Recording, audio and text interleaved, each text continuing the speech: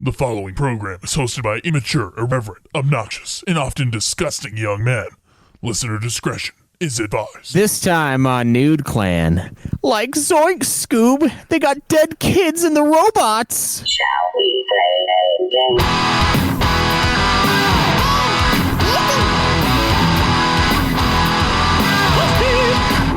You got several things to do.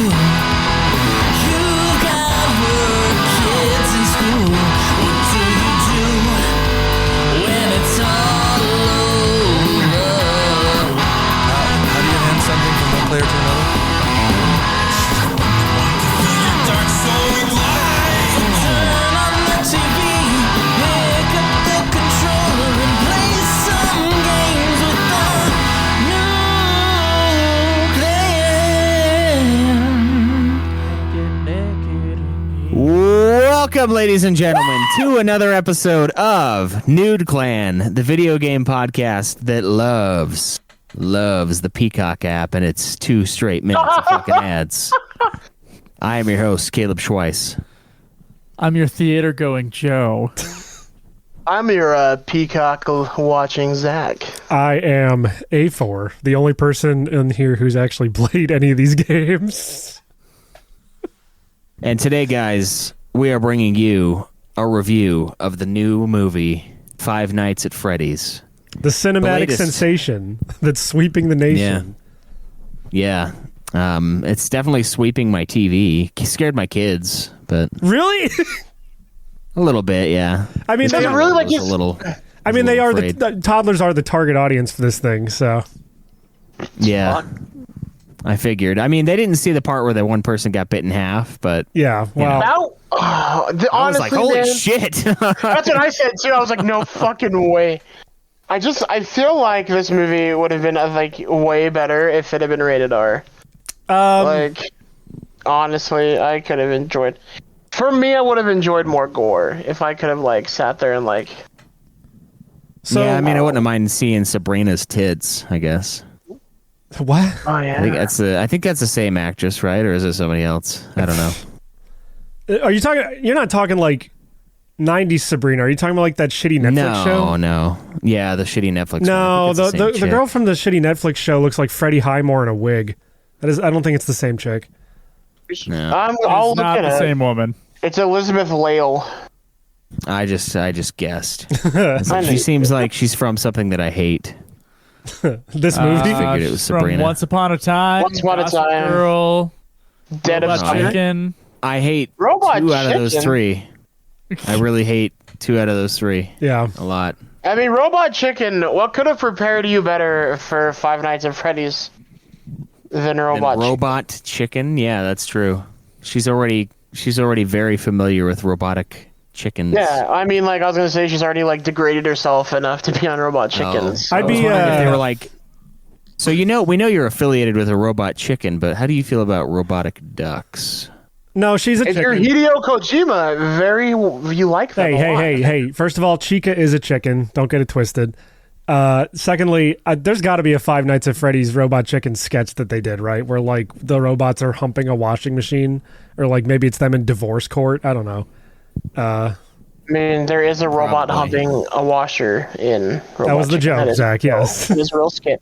No, I don't understand. That's a real skit. They do that like all the time, and he puts like money in it. Yeah, Zach. I know. I've watched Robot No, wait Chicken. for it. I don't think you have because you just explained a skit that exists already. Ah, shit. Well, there's egg on my face. But before we get into, I think it's actually really coagulated cum.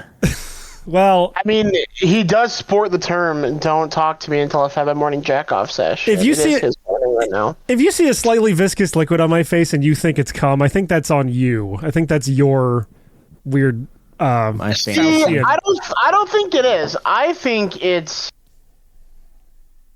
what's the term? It's would make sense, I guess, is not the term, but like if it lays an egg in like, box, it's probably a chicken. If you have viscous liquid, if it on your looks like face, a duck it's probably cum. and it quacks like a That's duck, what it is. It's the duck. Yeah, there you go. then it's Thank you. Chica the chicken, who is not a duck. I'm not a 70-year-old racist white person. I don't remember these fucking sayings and shit. So Yeah. I just But before we talk about Five Nights at Freddy's, the coolest Goosebumps movie ever made, what has everybody been playing this month since we've been off for like 3 fucking weeks? I guess I'll go. I've been playing a bunch of Kingdom Hearts RE Chain of Memories. How much do you have to hold yourself back from calling that Kingdom Hearts retarded or whatever? Or recarded, I guess. Recarded, yeah. I mean, I was okay with it until like the last 4 fights, and then it was like metal. It was crazy hard. Just got to stock up those zero cards, man. Yeah, I know, but it's dude. It's I've gotten mad at the Japanese again. I'm like angry with them again because like they have to do card games for everything, you know? Yeah. It's like that scene in FF8. It's like, oh man, the world's about to end. Got time for some cards? You gonna play Triple Triad? No. Yeah. I mean, like just kidding. Yeah, look, I'll play around. To be fair, Triple Triad kicks the shit out of Tetramaster. I don't understand how anyone plays Tetramaster, but yeah. I thought I knew the 9 one more, but I don't. I don't know either of them really. I just know that the fucking game sounds like it's glitching every time you start a match of Triple Triad. It's the it sounds like it like just skipped and like froze, and then it's like, and it's like, oh, okay, game's not dead. Uematsu just phoned it in for this card battle BGM. Yeah. He also just hit us with a copyright after that. Wait, what? Copyright claim for my perfect rendition of his glitch track. Oh, is this honestly, like I couldn't have told. I wouldn't have been able to tell that was you. Honestly, did I miss like some controversy with the copyright strike thing with Uematsu? Is that like recent or? No, but we have been getting copyright stricken like mad lately because Hearts. Kingdom Hearts. Yeah. Well, no, on this channel because Joe's been streaming it on this channle. Well, that's just Disney. They're like, just so you know, we're not tearing you down, but you better knock it off. It's like, knock what off? It's the fucking game. What do you want me to do? I'm sorry. Is that symbol in the corner of the screen 3 circles that could be identified as a Mickey Mouse head? We're going to have to take all the ad revenue off this Twitch stream. You can still play our game that we allow you to stream. Like, because they have PS4 games that like they block the streaming on. So it's like if they didn't want people to stream, whatever. Yeah. They see it and they're like, oh, my image on this stream? I don't think so. Come on, Pluto, let's go fuck up his balls. It's the scene in Kingdom Hearts 2 where Goofy dies and Mickey's like, they'll pay for this. Yeah. Spoilers, jeez. Yeah. Don't worry, he gets better. I honestly, I thought of the Mickey Mouse from the South Park where he's got the Jonas Brothers or whatever with the purity rings. Yeah. He beats the shit out of him. It's a good episode. Yeah. So yeah, I've been playing a bunch of that. I'm about 6 hours, I think, into Kingdom Hearts 2. Oh, so nice. Not very far. It's definitely better than Kingdom Hearts RE Chain of Memories. Yeah. Some might say Kingdom Hearts 2 is sure. the best game in the series. We even just spoiled Kingdom Hearts 2 for Schweiss and he just barely started playing it. That is the best game of the series. No, I don't know. There's a bunch of DS ones. There's that music one. That could be good. You know, is there a fishing one? The 10 tracks that this fucking series has. That'll be fun to play. Yeah, but it's Yoko Shimomura, so like they're the most 10 bangingest tracks you've ever heard. Yeah. I don't know. I have the Black Album. Like I got some good stuff in there. I don't know. I think I could find a better group of 10 songs. But actually, I agree with you. Yoko Shimomura is a really good composer, but they do reuse, and it's like the exact same. There's no differentiation between her tracks on Kingdom Hearts 1, her tracks on Re-Chain of Memories, her tracks on Kingdom Hearts 2. To be fair, Re-Chain of Memories, Chain of Memories Recoded. To be fair, once you strike gold. Do we have the same glass? Oh, you have the little I don't know. you have the little swirlies on yours. Anyway, to be fair, Kingdom Hearts Chain of Memories is just Kingdom Hearts 1 again, so of course it has the same Yeah, songs. I know. I was not happy about that. Well, because I Except think for Tarzan, but that level I sucks. forgot.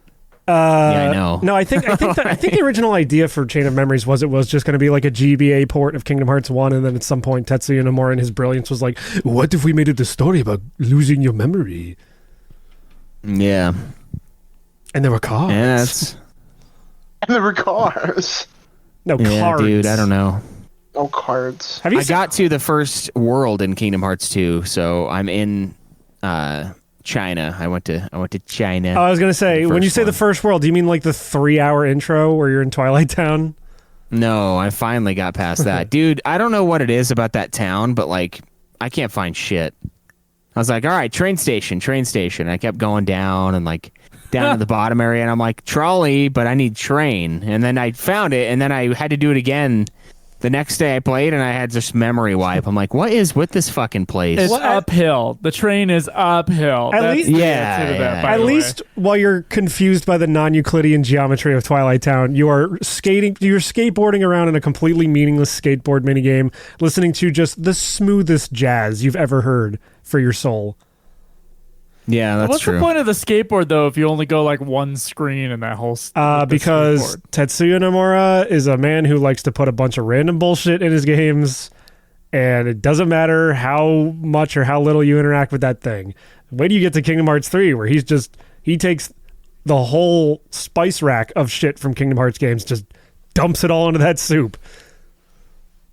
Yeah, sugar, spice, everything else these games have ever had. Paprika, fucking borax, fucking wood, I just wood like. dust. I like that we both said paprika at the same time. I feel like And that Epsom was salt to very- make you shit your pants. Yeah. I heard everyone hates Kingdom Hearts 3, but I don't hate it, but it's is there a Star Wars level? no, that'd be cool. What the fuck? Why would they have a Kingdom Hearts 3 and no Star Wars level? They own Star Wars. What? You What? have to also and they got rid of the Final Fantasy stuff. Well, there's perfect space for Star Wars. You also have to remember that I think Kingdom Hearts 3 started development like even before Disney bought Lucasfilm. Like I want to Yeah, say that so was make- announced in like 2013. Whatever the year Wait. they announced that fucking Versus 13 was going to be 15. I think that was the same year they announced Kingdom Hearts 3. Oh my Do you- god. Yeah. Do you have to play Kingdom Hearts 3 since there's no Final Fantasy characters? There in it? are Yeah. Final Fantasy things in it. Yeah, It's there's, just not like- uh, they don't have Cloud and Oron showing up like they do in the other ones. Well, that's dumb. No, but when you fly around in the gummy ship, sometimes you find constellations of like bombs and Moogles and other Final Fantasy So creatures. yeah, there's Moogles. I'm sure. I haven't played it. But I'm sure there's like the mages that you're fighting all the time in random battles. oh, the little flying dudes. DBs, basically. Yeah. So there's still going to be Final Fantasy iconography in there if there's not regular characters from Final Fantasy outside of the DLC. So it's technically Yeah. we are supposed to play it. So. No, that's right. They do bring the Final Fantasy characters back for the DLC, which is very dumb, but whatever. Yeah, I mean, yeah. So is that all you've been playing, Schweiss? You play any Conan in the last month? Or? Yeah, I played some Conan. Not as much, but I'm probably like in the 50s. But it's funny because Jace has been playing a bunch of that, and he's like level 45, I think. So Oh, did he He's finally getting get up that there. alligator? yeah, he's killed it a bunch of times by himself. What My the God, King, dude. the King Gator? Are you finally going to accept him as your son I guess, yeah. when he walks out of the exiled lands? You gotta ask him the riddle of steel. Yeah. True. I bet him because he was on like playing Conan with us like one night, and I bet him $20 that he couldn't kill the crocodile outside of camp, and he couldn't, and he was trying it over and over again. And I kept on hearing him getting frustrated for about like 2 hours. This kid was trying to kill the crocodile for $20. Yeah. It's cruel. You know what's cruel? Good for him though for trying to get money. Yeah.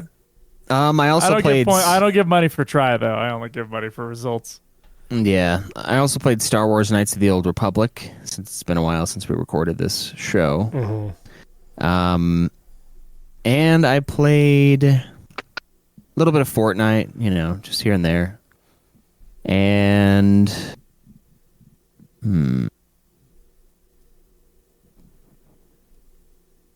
I think that's it. I think that's all I played. So just a little bit of this, a little bit of that. Yeah. Started with a A kiss. little bit of this, a little bit of that. I have a very similar list. I have played a lot. Well, I guess last time I put that I won Chain of Memories. So I played quite a bit of Kingdom Hearts 2. I picked up a little bit of Kingdom Hearts Recoded. And I played Conan Exiles, of course, as well. Although I think I'm actually at the spot in Conan Exiles. Conan Exiles did something to me that I found atrocious and terrible. Was that with the journeys, like the new journeys are a little bit glitchy, I would say. They're not really glitchy, but you have to be very specific with how you finish a journey. And one of them was to get my altar to the max level of the altar. And I did that, and it did not pop the journey as complete. I also got a epic weapon. I made an epic weapon, and it also didn't count that because I think there was there's specific things in there that the later journeys are not being as specific about. I had to go online and look up stuff. Basically with the altar thing, you have to sit there, and this takes hours to change the altar over. You have to be on the screen opening the inventory when the altar is changed over in order to get the journey to pop. Oh wait, so it's the thing where you upgrade the altar, but it doesn't pop until you actually access it, I'm guessing? No. He has to be accessing it I have while to it be upgrades. accessing it currently while it upgrades. That's weird. Yeah. And the other ones weren't like that. It was like this one. And I looked online, and other people on Reddit were having the same problems and were saying, well, I had to take down my altar and do it again. But the thing is, the altar takes a lot of resources to do it. And I realized when I went back into Conan and I destroyed my altar and then put the level one back up again, I just had a moment. I had a moment of clarity where I was like, you know what? I don't want to do it. So I've decided that I'm just going to wait till we decide to boss rush the game before I put a lot of time into that game again, because I've done everything that's not super out of the way. There's some. I want to get the teleports all probably. That's probably the next thing I'll do outside of this. But I think the rest of the time, guys, I'm just gonna be waiting on you guys before we really get back into it again. I was putting in 5 hours a week for a while on this thing. Yeah. And now because Zach and A4 are not touching the game, I'm busy. I don't really. Yeah, I'm busy. You're busy. Wait till I can't wait to hear what you've been playing, A4. Oh man, you're gonna hate me. Yeah. Already so do. yeah. So yeah, having a Already good do. time. Having a good time in Conan, but I don't have that much to do outside of what I would like to do as a group, if possible. But I don't know. You guys tell me if that's something I should even wait for. But, yeah, I'm doing that, and then the 2 Kingdom Hearts games, and that's pretty much it. Yeah, I want to play the shit out of Conan, but it's hard because you're right. After I get to level 60 and maybe do some more journeys, there's not really anything else for me to do. And plus, by the time these guys get in, we're going to still have to wait for them. We're going to have to wait for them to get leveled up to be able to fight the stuff with us. And who knows how long that'll be. Speaking of, let's find out. A4, what do you got? So I already asked Zach, but you could just skip him. Yeah, fuck Zach. He waits. We already know he hasn't been playing anything. Yeah, so the other night I streamed a game for my friends on Discord called The Typing of the Dead Overkill. I basically played through the entire thing in one sitting because it is a grindhouse. One of my friends didn't know what grindhouse was, the genre. He knew the one that Tarantino and Robert Rodriguez did, but he didn't know it was a genre. So I'm like, oh, the good example of that is House of the Dead Overkill. And I showed him the trailer, and then I was like, I should just play through this whole thing on stream because I have the Typing of the Dead version on PC. So I played through all of that, which is it's a very like they basically just made a House of the Dead game, but it's all grindhouse style with like purposefully very bad voice acting. The script is like all over the fucking place, and it just ends in the most absurd way possible in a great way. So yeah, I would recommend checking out Typing of the Dead Overkill on Steam, or if you have a Wii, maybe trying to hunt down the original Wii or PS3 versions because they're really fun. Of the light gun version, the Typing of the Dead on Steam does come with the like House of the Dead version, so you can just play it with a mouse like it's a light gun shooter. I also been going through Resident Evil Remake 1 again, just because I kind of felt like it, and I'm not even out of the mansion yet, but I've just kind of been putzing around in that a little bit here and there, just to sort of scratch that itch, because I was kind of missing that survival horror feeling since it's Halloween. And I'm actually playing through it with tank controls this time, because the last time I played this on PS4, I did not use the tank controls because, you know, it was 2017, and I was like, fuck Wait, that. what do you mean the tank controls? Can you play with OG controls? Because they're already kind of quasi-tank. No, yeah, so the I'm not sure how it is on the GameCube version, like the original GameCube remaster, but like the PS4 and Steam and all that shit version of the Resident Evil 1 remake, normally you can just move around with the analog stick like it's a normal game. But you can select the OG tank controls where forward moves you forward and then left and right rotates you.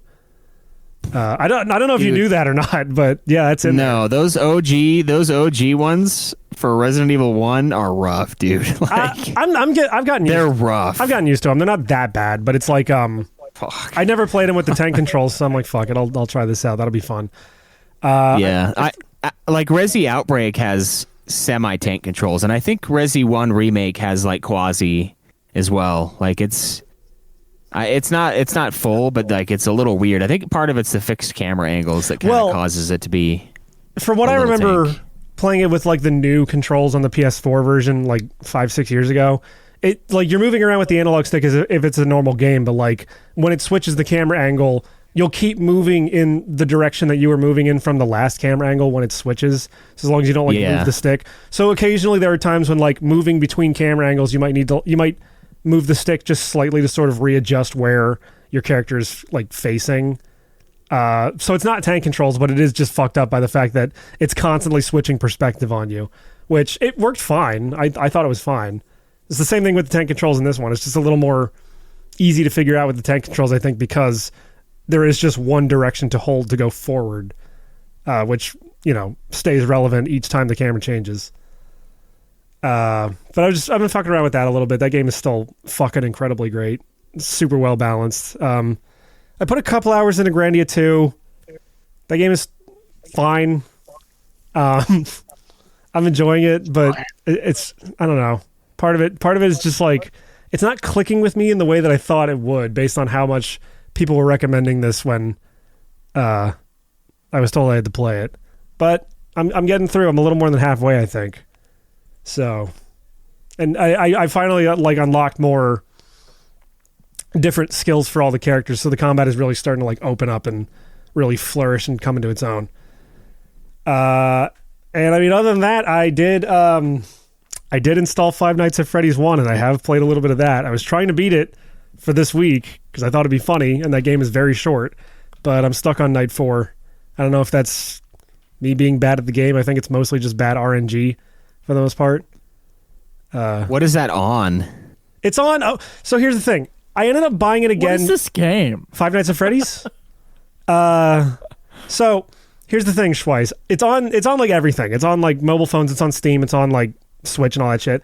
I had to buy it again because the original version of it that I had was on an old PC download like indie game service called, I think it was called Desura, and that went under in like 2016. So I don't even have access to that original version anymore. So I had to get the Steam version. Because that, like, back when Five Nights at Freddy's first launched, it had to be on like Steam Greenlight to even get on Steam. So I bought it like way before the Steam version was even available, way back in the day when it first came out. So yeah, it's on like everything now, but for a while there, I had it on this weird fucking service that doesn't even exist anymore. So that's cool. And It's also really weird because it's such an old game now. I guess 2014 is old, I guess, but it's such an old game that you can't even like change the fucking resolution for it. Like I have two monitors, so like when I launch Five Nights at Freddy's and it launches in full screen, I see like all the game icons from like my left monitor like shift to the other monitor, and like all the windows that I had open kind of get fucked up because of the resolution change. I mean, you can hit like Alt and Enter to put it into like a windowed mode, but that's not as fun because then you see all the shit going on. Like it kind of breaks the immersion. But yeah, been fucking around a little bit with Five Nights at Freddy's 1. Yeah, that's about it. Zach, what have you been playing?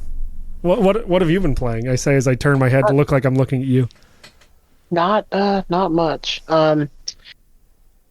Well, just a little bit of Majora's Mask. More of Majora's Mask this last week, but that's it. That's literally all I've had time to play. So, Where are you? I'm in the Great Bay Temple. Are you dead? Oh, sorry. I'm getting ready for Faz. No. Great Bay Temple? Yeah. Fuck, dude. Dude, I'll beat it out this week. Don't worry about it. Are you sure? Yeah. I have faith in myself. I should also mention 9 out of 13 on the guide.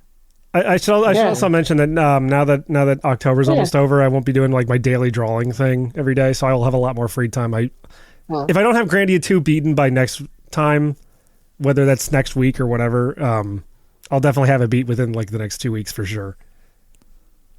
Yeah. Well, I mean, we haven't even talked about what we've beat. Well, yeah, no, but I'm, if Zach doesn't beat Majora's Mask for the next like 8 fucking months, I'll have Grandia 2 beaten within. Shut up! I got a new at work. I got a new thing at work. So I essentially am now like I kind of took over a store. So well, I'm going to be changing my schedule again. Oh my god! But I'll have Sunday and Monday off. So okay, so like if that's Sunday is better for you with your new takeover, yeah. then that's possible. So like Mondays will still be fine. It's just like I can make it. I can make Just it. playing fine. is the problem. But it's just like if staying late to get things done, then I get home later. I mean, I don't care. I've got I know. fucking 19 Kingdom Hearts games to play, so It's so. Remember how I was like talking shit about our one store that was like that dude just kind of like I don't know if I said on the show like he just burned into the ground and he just like didn't do a damn fucking thing there and like it was just bad. I have taken over that store, so we let that guy go. So I am kind of like I'm sales and assistant manager, kind of like it's weird. So yeah. So are they giving you more money?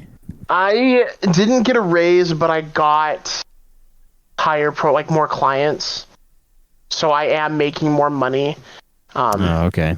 Yeah, like a lot more money because of I'm that. gonna say because the title like isn't gonna buy you food, Exactly. Yeah. No. It's yeah. So with the clients they've given me, because like in the store it's less walk-in people, it's more like actual clients. So I retained. Yeah, I retained everything I've had. Plus, I got like 6 more, and they're like big construction companies. So, Sweet. It's pretty dope. But it's just made it so like playing games is kind of like hard right now because I'm trying to clean that store up and I'm trying to get things set up like before the end of the fiscal year, so I can have a good like start. So. Nice. Well, congrats. Was that That's all cool. found in inventory when you guys were doing inventory? You guys had a bunch of problems because that's what I remember. You were no. There's So inventory this week, and then it was like, oh, now everything's gone to hell. Yeah, no. So they've known that he's been kind of shitty for a bit. They just didn't know how to like proceed with it. If that makes sense, like it's very hard to get fired from the company I work for. It is very, very hard. Noted. And it just kind of got to the point. It just kind of got to the point where his like it wasn't a good fit. Things weren't being done clearly. So like my manager saved that store from being worse than it could have been, but it was like. Yeah, it was just bad. And the guy that was there, he always had excuses, like, too, where it's like, well, I didn't know how to do that. And it's like, you've worked for the company for 3 years. and you were trained pretty extensively. So what do you mean you don't understand how to do this one thing? I don't know. Or he just like sit in his chair and just be like, I'm only paid to like do this. And it's like, well, you're not. Like, you have many responsibilities that you're not fulfilling. And things just, they lost some money. So I'm in there to fix shit. And I have probably, like, throughout, like, down here, like, even through my Salt Lake place, like, I have some of, like, the best, like, customer relationships. As well as I got told the best customer service within the company, so that's kind of nice. So, I think our point is you have a 3DS, which is portable. You can just play it at work. Dude, I don't get lunches right now. No, I'm fucking with you. I mean, I've thought about it. I mean, like, so the thing too is, kind of going into, I'll go into like my logistics kind of things for a second. I plan on beating Majora's Mask this week. I hope I'm gonna put as much time as I can into it. But what next for me is what's it? Knights of the Republic. If it's snowing by then, I'm taking the train into work, and parking down in Lehigh. So I will have time on the train to play games. I was gonna say that's on KOTOR's on Switch, so. That's what I'm gonna play it on. I'm gonna download it on Switch. Yeah. I have it on original Xbox, but I don't really feel like digging that out of my mom's basement. Yeah. I mean, Schweiss loved his version of Switch, right? I've heard. No, he was playing on PC. Which, Steam. That's yeah. right. No, it was fun. It was fun. Yeah, it's one of those older games that, like, back when, like, the PC ports weren't as, like, competent as the console ones. Like, if the game was made for console, if it got a PC port, it was like wacky. Like, not as far back as like Final Fantasy VII, but it's kind of like how the PC port of Final Fantasy VII is a little fucking weird compared to the PS1 version. Yeah, so that doesn't shock me that the Steam version of KOTOR is a little fucked. But like I had heard it's really hard to get running like properly, so that sucks. Right. Yeah, it sucks, dude. Honestly, I mean, even going as far back as like not as recently as like Dark Souls 1. Like Dark Souls 1 has an infamously like really bad PC port that you have to download a lot of fixes to get working. I'm assuming by the time they put out the remaster like a few years ago that they fixed it. But yeah, just that weird period from like the 90s to like the early 2010s. A lot of the PC ports of console games were just kind of like, it might work. Like, there's a really bad PC port of Resident Evil 4 from like 2007 that is fucking abysmal. So, yeah. I think it'll be. Oh, go ahead. No, go. You're good. You're good. I was gonna say I played all 3 Max Paynes on Steam, and they were all great. So it just kind of depends. Yeah. Rockstar probably cares a little more than BioWare, because BioWare is like jank ass. They're jank ass motherfuckers already. So it's not surprising that their PC port was fucking crazy jank. Well, it's also funny that like Rockstar cared about Max Payne, and then you get to like the Grand Theft Auto remasters, and it's like, oh, they don't care anymore. Holy shit. Yeah. Yeah. Well, like, hopefully it didn't ruin your time too bad. Like, no, 0 out of 10 gameplay. 0 out of 10. I was like, man, I like this game, but it just keeps closing on me. He doesn't want me to play. Like, it did that on a couple of the nights where I was up late, dude. It was like night off. It's like 5 a.m. I'm like, hey, I just want to get to the next section. And then every like 3 steps I would take, the game would just close. And I'm like, fuck. And so I'd have to take a couple steps, save, and then take a couple more steps, save. Like, I'm not even fighting dudes, and I'm fucking saving. Like, woes, dude. and it's like, okay, is this going to be a world map world, or is this like an inside world? Because if it's an inside world, I don't get the glitch. But if it's a world map outside, I get the glitch. What is it with you guys in fucking Star Wars games? Yeah, I don't know. I mean, I loved Star Wars games before this. I mean, Battlefront 2 before on PS2 was amazing, you know, and the Pod Racer on 64 is good. I guess it's good, though. You never had to play fucking Republic Commando or fucking, I don't know, Super Star Wars? Because that one's I hard have as that shit. I have Republic Commando on Switch. I need to go back in. Yeah. I gotta find Battlefront 2 non-greatest hits for PS2. I gotta play that again. I played so many hours of that. Yeah, dude. Battlefront 2 is is so fucking incredible. Fun. Oh, dude, same, bro. Like the Galactic Conquest all day long. Dude. All fucking day long. So what it is, Joe, it's like it's just a third-person shooter, right? But you select a mode that's called Galactic Conquest, and you basically take over the galaxy, and you can land on different planets and kind of take those over by killing enough of the enemy team, basically, to win. Or you can like do space battles where you fucking fly around and you can kill dudes, or you can land on the enemy's spaceship and you can sabotage. You can like blow it up from the inside. Yeah, it's fucking awesome. It's fucking sweet, man. What I liked is when you'd go to a planet and you'd like go to like invade it, and then it'd be a space battle, then right into the ground battle if you won. Yeah. But then Joe, you can play as like either like the Republic or the Confederacy, and then you can play as the Rebels or the Imperials, and it's just fun. Yeah, you get like enough. Occasionally. Oh, sorry. Yeah, it's about, you're gonna say it. You get enough like points or something that level you up to the point where you can like summon a like a fucking like a hero Jedi character. or a hero. Oh yeah, your hero unit. Yeah, and you just So fuck you can them. You go fuck through. them up as the Jedi or Darth Vader. Oh man. Yeah. Yeah. It's Yeah, pretty that sweet. game is so fucking good. But the best of the space battles was you get like the LAAT gunship, and you load it up with clone troopers, and you just fly it right into the enemy ship, and you let them just take all the heat while you go and destroy all the insides of that ship, and then. Yeah. The big problem I remember was I really liked Hoth for the sniping. But whenever, and it was, the best was being the bad guys, the Imperials during this level, because like there's a hill you can climb up and you can just nail the fucking the rebels. Like they just spawn in and you can just fucking snipe them. But there was a glitch that would happen sometimes where like I would snipe them and then the guy would just like, he would keep hopping, like doing like 90-degree hops to one direction, and his head never moved. His head was still in my crosshair, but it would cause me to miss. And then like he would do that like 2 or 3 times, and then he'd snap to me, and then he'd start fucking shooting me from like far, dude, like far away with his like rifle, and I'm like, God, I'm trying to kill this guy, and he's just like a mile off, just nailing me. So there was some bout in there. There's a little sprinkle of bout. But not bad. I mean, it's one of the greats. Yeah, it is. From that And game. as well, there's a story mode too, Joe. So you like play all these missions, and it was a good fucking game, guys. Yeah. Yeah, it had stats. And no DLC. stats and everything. None whatsoever. You just had a game full of content. I mean, that was back in the glory days when we could just have unlockable shit. Before they Yeah, discovered that they that's could it. fucking nickel and dime us for horse armor or whatever. Yeah. Those Well, I mean, were like, the days. I wish they'd do another like Rogue Squadron game, man. Because like, Yeah. I think that company went under, actually.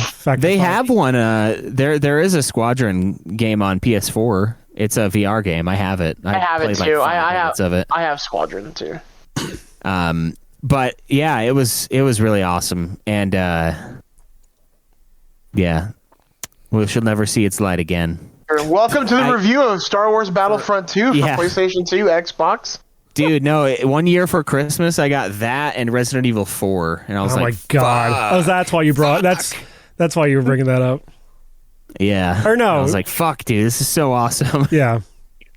Beautiful Christmas. Yeah. Yeah, I know. That's like there was one year that I like the Game Crazy did like there if you buy $100 worth of games or whatever, you could get like a system or something like that. Or if you bought a system, you got like $100 gift voucher or whatever. So I got the original Xbox and a shit ton of games, and I fucking played the shit out of Halo. Nice. Oh, it was so good. So good. Did you beat Halo? Yeah. I wonder how many games we've beaten in the past 3 weeks. Yeah. Yeah. How- If only someone would ask. How All many right, so- games? Yeah. What? Let's go, Joe. Joe, what have you beaten? What have I been? I believe I only have one to report. His meat. Oh. Kingdom Hearts 2 was beaten by me. Oh, wow. Yeah. Yep. Nice. And, just waiting on Twice to beat that baby.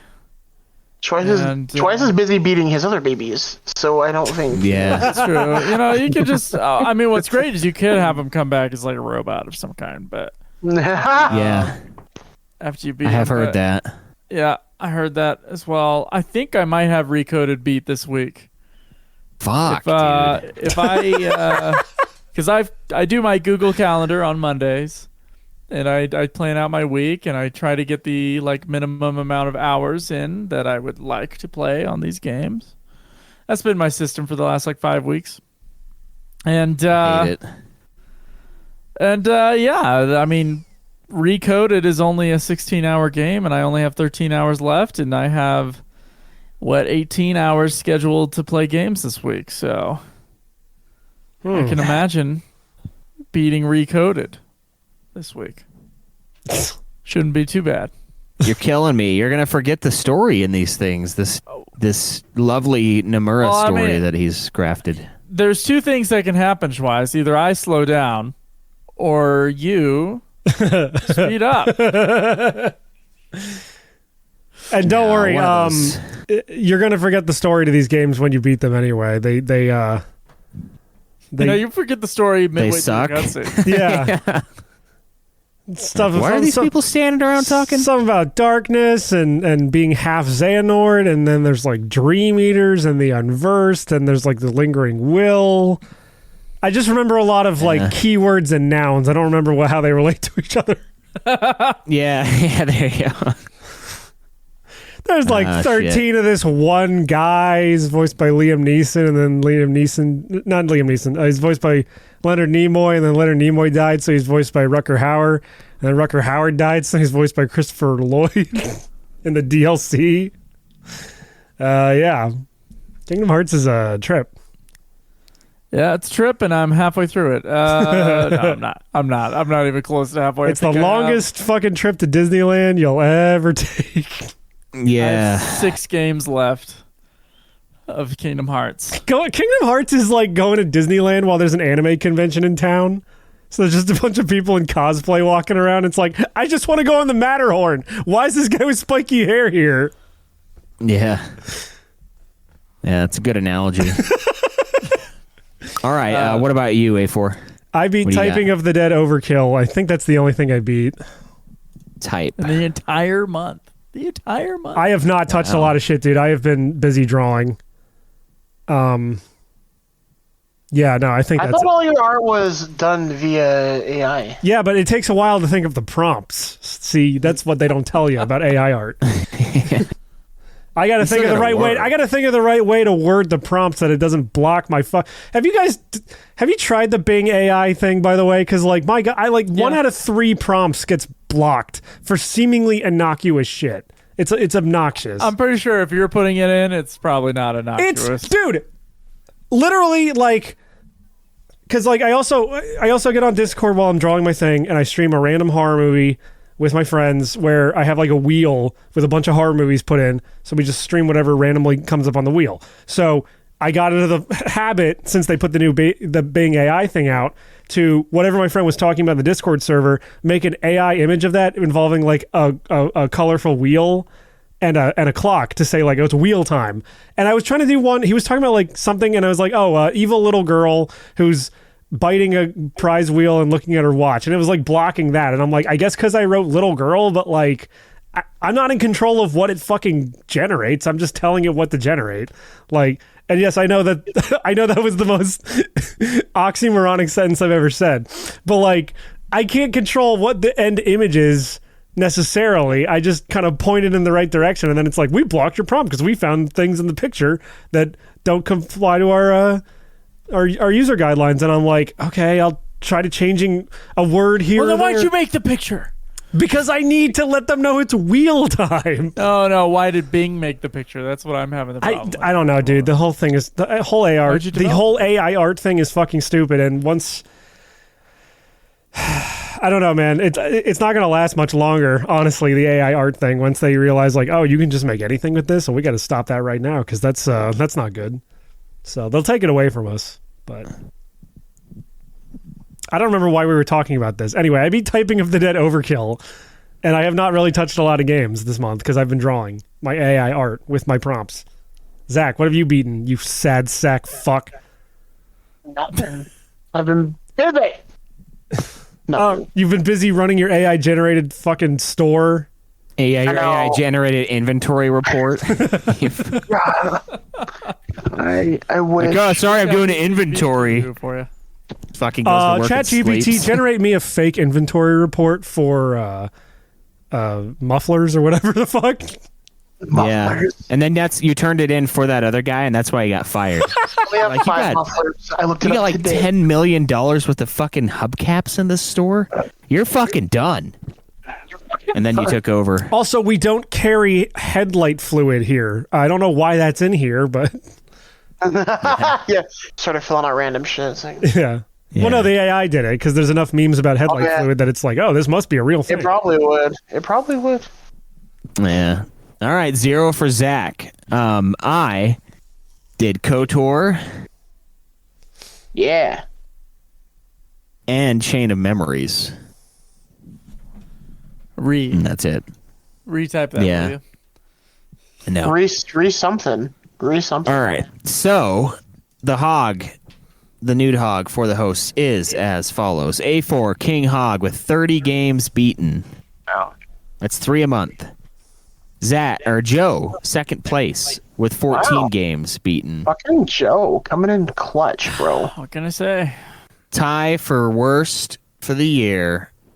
Me and Zach at 11 games beaten. I feel like we just need to still sit there together, buddy. We'll just hold hands. Merely 1 a month. Who could have guessed it would be the losing number this year? I feel like 12 a year is about what we like. That's like the required viewing. Because I remember Cameron and Joe used to kind of sit around that number. It was like about 1 a month. Yeah, about 1 a So. month. Yeah. Although I think it was usually a couple more than that, like 14 or 16. Yeah. But Wasn't yeah, it? but 1 a month is kind of what our old requirements for Nude Clan were. Yeah. So we're almost there. We're almost there. We can do it. I believe in us. I believe. Yeah. So, Five Nights at Freddy's. Five Nights at Freddy's. This movie got announced in 2015. Did it really? Yes, it got announced the year after the first game came out. This has been in production for a while. Chris Columbus was attached to this thing. I feel Which like is he would wild. have done better. I feel, dude, because I was thinking, like, Yeah. I don't know what the fuck the He's director. gonna bring back. It's gonna be the ghost of Robin Williams in one of the suits. Yeah. Fucking, it's Freddy going like, oh, look at me, I'm a bear. Oh, grr, give me some honey. No, but It'll be about divorce.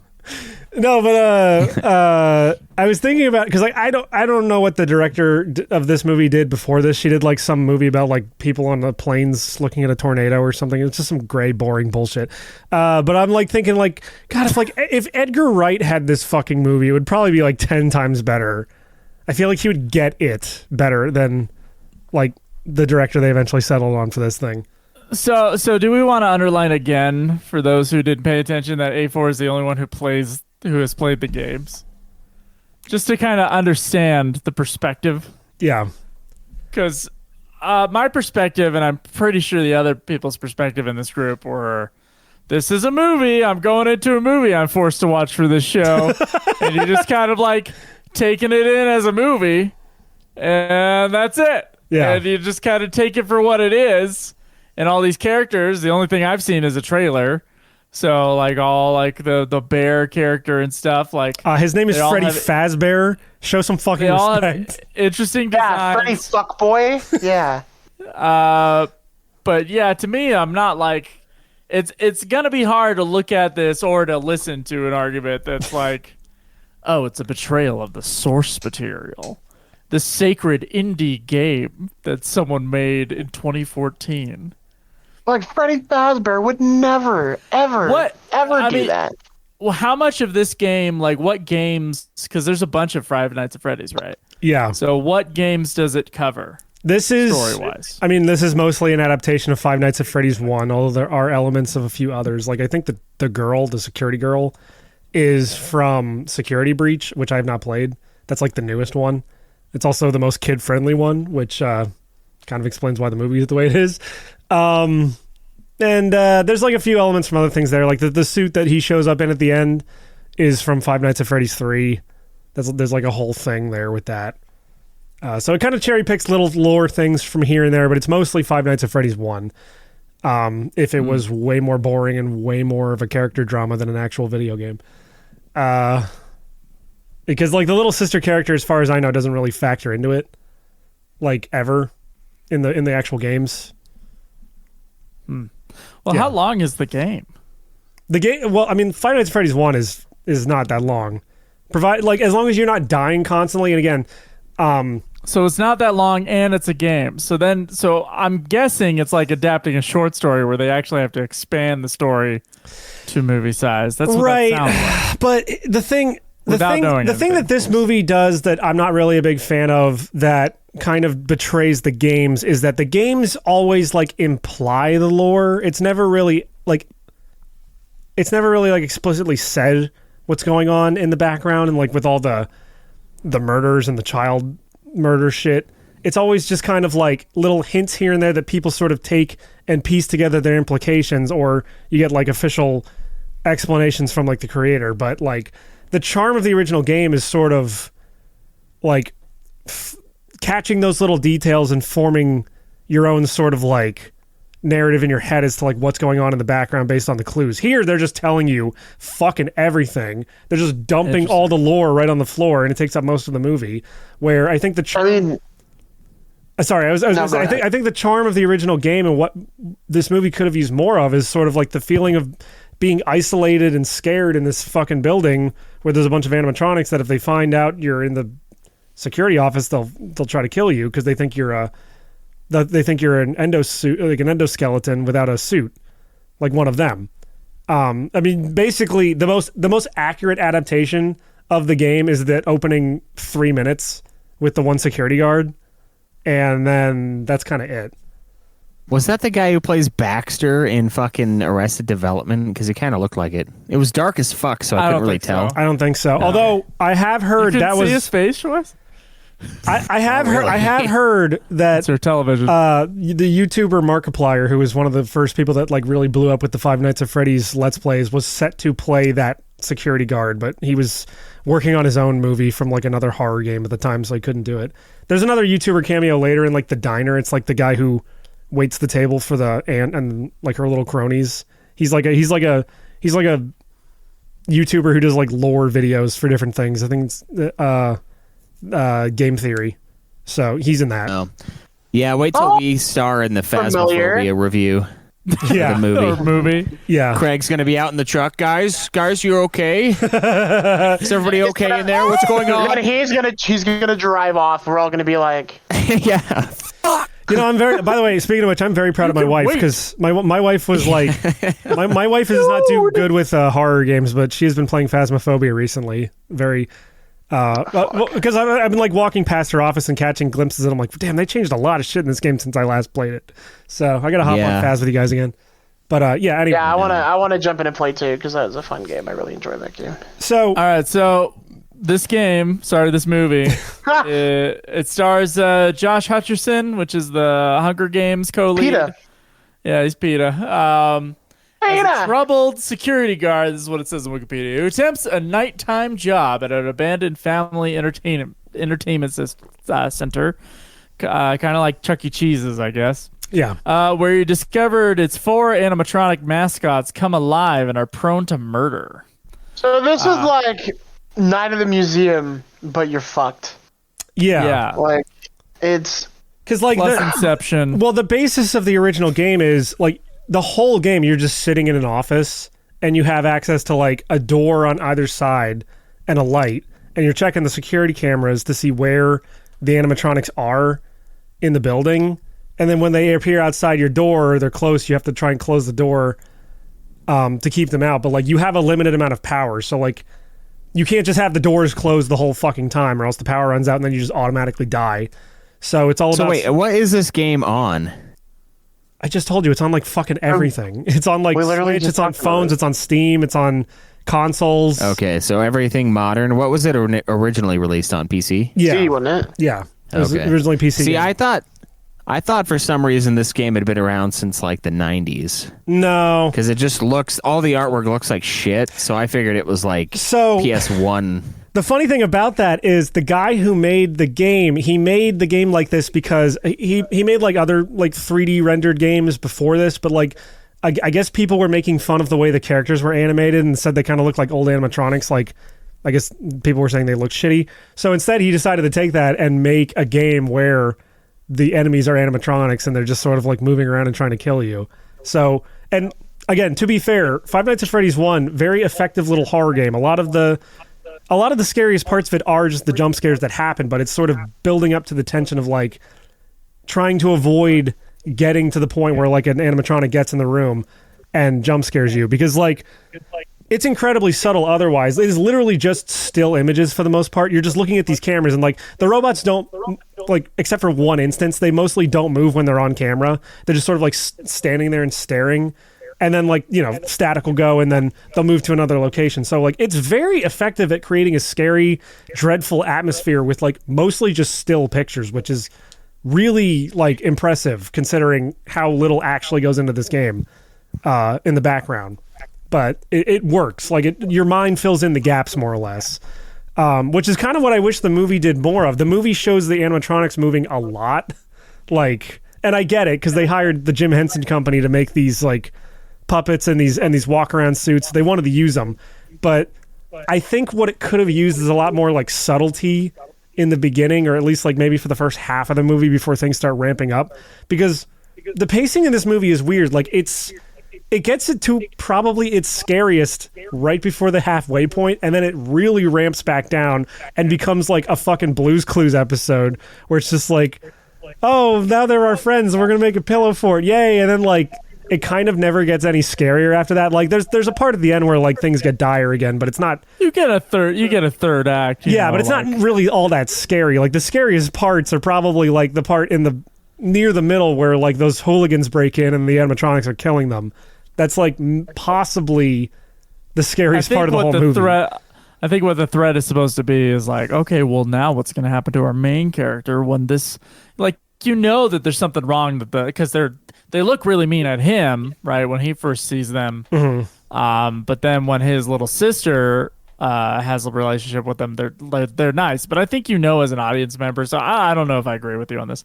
I think you know as an audience member that like this is gonna turn. Like these creatures are not gonna all be for our main security guy who we're all rooting for by the end of this. Yeah, it felt like weird pacing because it's like that's where the tension is at. I think it just felt, the pacing felt weird for me because the tension like is ramping up and then it just dips the fuck down in the middle and then kind of goes back up again by the end, but not nearly as high as it was when those people were getting like chomped in half. Well, the one dude gets his fucking face destroyed by the cupcake, dude. Like, if you see his body, like, later, like... Yeah. I said it earlier before we were recording, but I really wish this movie was rated R. Like, I could have used a good slasher, gory fucking movie. I understand why they kept it PG-13, because it is, like... It didn't necessarily start out like this, but the series has sort of molded itself into, like, a kid-friendly horror franchise. So I understand why they'd want to keep it PG-13, but like you can do effective PG-13 horror and have it be a little more, have its teeth be a little more sharp than what this ended up being. Like I was gonna say, you think the kids who play Five Nights at Freddy's aren't watching rated R movies and slamming dooskies? Dude, I don't. Yeah, I'm gonna tell you, dude, I don't think that's the case. No, but I was explaining to my wife because she's like, oh, it's PG-13, and I'm like, you can have good PG-13 horror, like fucking Drag Me to Hell is a PG-13 horror movie, and that movie's fucking rad. There's a few other examples that I can't think of right now, but like, yeah, it doesn't necessarily need to be rated R. And honestly, like, a lot of like the violence in the actual games is mostly implied. It's just like, oh, there's a screenshot at the end when you get a game over of like a character's eyeballs coming out of one of the suits. It's just because they stuffed them in the suit. But like, yeah, it is like effectively mostly goreless. It's just the implication of, yeah, if these guys catch you, you're just going to get stuffed in a suit and die. Yeah, but it could have been like a Saw, like, with all those mechanics and shit. I don't necessarily think it needed to be that. Like, it did. It 100% did. It was boring. The movie was boring. The movie was boring. Yes, I'm not saying it wasn't. It's just like you can do PG-13 horror. Like, isn't fucking Poltergeist PG-13 or like PG? Like, right? Like, didn't that predate PG-13? Yeah. You can totally make that work. Jaws is also technically PG. Yeah. So like, even though you see blood exploding as the Scoutmaster is destroyed by the shark, yeah, he's screaming at the kid. And it's like, I watched that. I remember like I brought it because I used to work at the scout camp, and there's like families who work there, like kids who work there, and like I remember I just got my movies and there was like a projector and I'm like, okay, well before the week starts, I'm just gonna use the projector and watch Jaws. Of course, like the head guy's like kid comes in and starts watching Jaws. Like, and I was like, well, it's PG. Like I know it's scary, I know it's violent, I know people die, but it's all off screen. I totally forgot about the Scoutmaster part, and it's like. It's funny because I was working at a Boy Scout camp too. That's the irony there. But like the Scoutmaster is like, there's like blood and bubbles coming up behind him, and he's like, ah, like, So yeah, technically PG, but it wouldn't be now. That right, would be but R now. What I mean is like even recently again with Drag Me to Hell, and there's got to be other examples that I'm not thinking of right now. There is ways to do like more family friendly, or I guess like teen friendly PG-13 horror and have it be effective. This feels. I mean, like Sixth Sense and Signs are PG-13. Yeah, but I mean, like, I don't think this necessarily needed to be gory, but like the way it ended up becoming, it felt like it was aiming for like a way younger audience than it should have. Like, despite the person getting bisected in the middle of the fucking movie, a lot of it felt like it was. I actually thought it was like kind of a violent PG-13 when I was watching. I was like, they're getting away with a lot. Man, you haven't seen a Pirates of the Caribbean movie, I guess. But no, but like, let's see. What was I going to say? Yeah, it feels like it's aiming for a way younger audience anyway. At least like with the middle part where they're all like friends and shit. And even then, it really doesn't get all that much scary or gory after the hooligans get like attacked.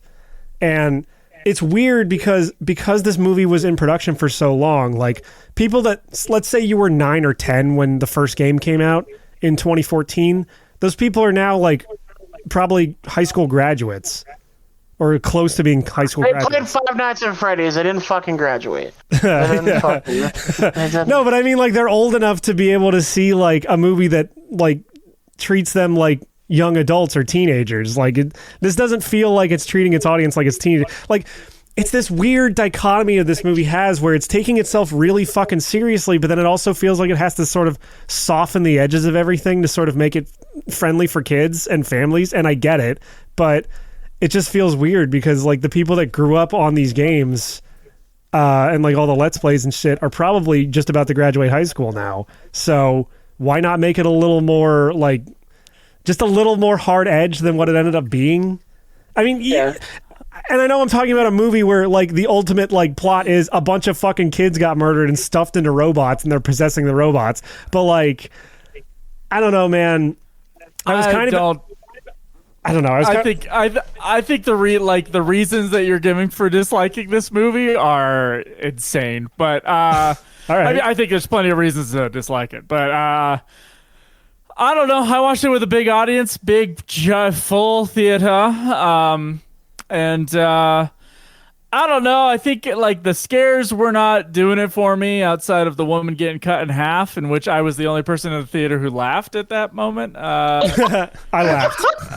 A full movie theater, and I was the only person to laugh at that. Were you with your girlfriend? I was with my girlfriend. She didn't laugh either. She kind of gasped. Like that was the only part of the movie where we're like, "Oh Jesus!" Like we were just not expecting. I think that's the cumulative. Like all of us were like, "Son of a bitch." Yeah, like, I mean, we're all mentioning the same scene. Yeah, exactly. I didn't expect her to get bitten. This is like it's like the most violent and I guess terrifying. This movie ends up. It is really violent, but the thing is like it. I don't know, it makes you think she's going to die one way, and then the movie's like, nah, and then it does something like that's absolutely way more over the top. Yeah. So that was like kind of a great moment. I do think that there is, it's not 100% effective, but I actually think like you haven't mentioned this at all, but like this guy is trying to find out who kidnapped his brother by searching through his dreams. It's mostly because I didn't care about this plot point, but okay, well, this was like half the plot. Now, as a person who did not play the video games, I was more interested in that plot point. So for me, I came here to see animatronics do spooky things, not this guy to have the same fucking dream 6 times throughout the whole fucking movie. I honestly, I mean, like, and I think anyone who watched this movie will call it, but I called the ending. Like, I was like he met the job person, and I was like, I know what's going on. Like, I know what's going on. Who would want this thing guarded if not the person who. Well then he was like, whatever his name. He's like, I can't remember the guy's name. He's like, and doesn't even say his last name. He's like, I have the perfect job for you. And I'm like, nah, he's a killer. Well, I already knew he was cast as the bad guy, like, because that's going around the internet when, like a couple years ago when this movie was. Like, I don't look at Five Nights at Freddy's. No, I know. I just having like the tertiary knowledge I know of the lore. I'm like, oh sweet, Matthew Lillard is playing the bad guy. So like, I immediately knew. I imagine that twist might have surprised some people. That was a twist. It was a twist for me. I was like, oh, okay.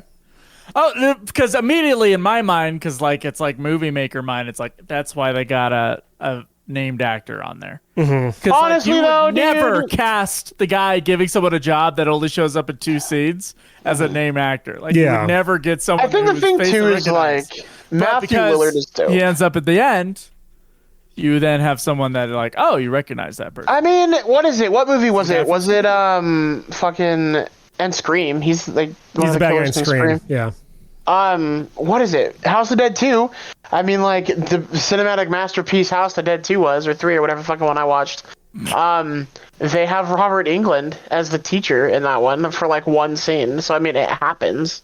It does happen, and like George Clooney's like 5 seconds in The Thin Red Line is bizarre. I don't know if you guys ever watched that movie, but that's probably like the most heinous version of that. Or maybe. But usually, if you have like what would be considered a bit part for a character, like you don't get someone that like 3/4 of the audience is gonna recognize. Which, by the way, Matthew Lillard actually looks really great with a beard. By the way, he does. Go, Matthew. The only other thing that I can think of that like they're in it for a little bit, kind of like that, is fucking what is it? Hateful Eight, where you get Channing Tatum in for like 3 seconds, they fucking blow his fucking brains out, and you're like, but he's a major part of that. Right, and that's fair. But I mean, like that's kind of like what I think of too. Where they have like little like cameras, like the person, they're dead, or like Channing Tatum again in GI Joe 2, where they couldn't pay for him to be in the rest of GI Joe 2. But again, Bill Murray in role. Zombieland. I wasn't thinking of Zombieland. Like some random guy. I wasn't thinking of Bill Murray in Zombieland. I was thinking of Bill Murray in Little Shop of Horrors, where he just kind of shows up to do a comedy bit with fucking Steve Martin. Yeah, that's going on. Okay, so I was actually interested. I was like, I wonder if he'll find out who the killer was, like throughout that whole thing. Right. And then the movie goes off in its weird directions. I will tell you that I was into the movie up until we understand who the robots are. Because, and my girlfriend, same thing. We both had we looked at each other when that happened and we're like, what? This is the dumbest twist of all time. So for someone who's played the game, I know that they probably had to put that in there, but they were not gearing up for ghost children inside of robots. There was nothing that suggested even when he was like, when the character's like, oh, I understand. Like before he actually spells it out with his words, I was like, okay, so some shit went down with I mean, it's fucking thing. It's also but then he's like, oh, then he has to say it for the audience. Oh, so it's dead children who are possessing ghost children that are possessing robots, and I was like, what the fuck kind of leap was that? Well, it's also and then she looks at him like he's dumb for not figuring it out before too. Well, it's also you finally figured it out, and I'm like, yeah. Look, and he's like, in her defense, of course, it's always dead children. It's always dead children in something. Because the main character said it. That's the only way I figured it out as the audience. Dude, he has that dream. I was not ready for that. Dude, he has that dream sequence, and there's those fucking 5 kids, and one of them's got a hook for a hand like the fox, and one of them's wearing a top hat, and one of them's wearing bunny ears. Like, it's not subtle. I mean, it's subtle enough. It's a dream. It doesn't mean he's being possessed by ghosts. He saw these fucking characters and their children in his dream. Yeah, again, that is not 1-to-1, you fucking moron. What the fuck are you talking about? Again, I'm also coming from a place where I knew the ghost kids were possessing the robots. When you don't know, I want you to pretend like you don't know. No, it does. It's a horror movie, and you're giving it 5 weird kids that kind of look like the robots in The Place. Let's see what you could have done. Real quick, what you could have done is the kids. Sorry, go ahead, Twice. No, you're good. Go. You're good. You're good. I say they could have done it like the kids didn't necessarily necessarily be in the robots, but you could have like killed the kids and they gave like the attributes to the robots as like a little Easter egg for their parents when they come to the. Yeah, when they find their dead bodies. Yeah, he's like that one had a hat. The plot of the kids getting murdered and then like basically possessing, like, because in the game itself, like they are literally stuffed into the robots, like. But they were in this one too. They said they were. You just didn't see any bones. Like, what would have been dope is if they'd like cut one open and bones would have like fucking. Well, yeah, they say they more or less imply the same thing in the game, but it's like bodies. Also, yeah, where's the dead kids? Yeah, let's talk about the chick where she's like, they're in there, and he's like, and it's like the one place the police wouldn't check the animatronics. Yeah, well, like it's like. I mean, it makes sense. I'm never going to Disneyland because how many dead kids are in Disneyland? Yeah. There's a lot of animatronics there, and I don't fucking trust it. Yeah, you don't want to know who's stuffed in Abe Lincoln and fucking. Presidents, dude.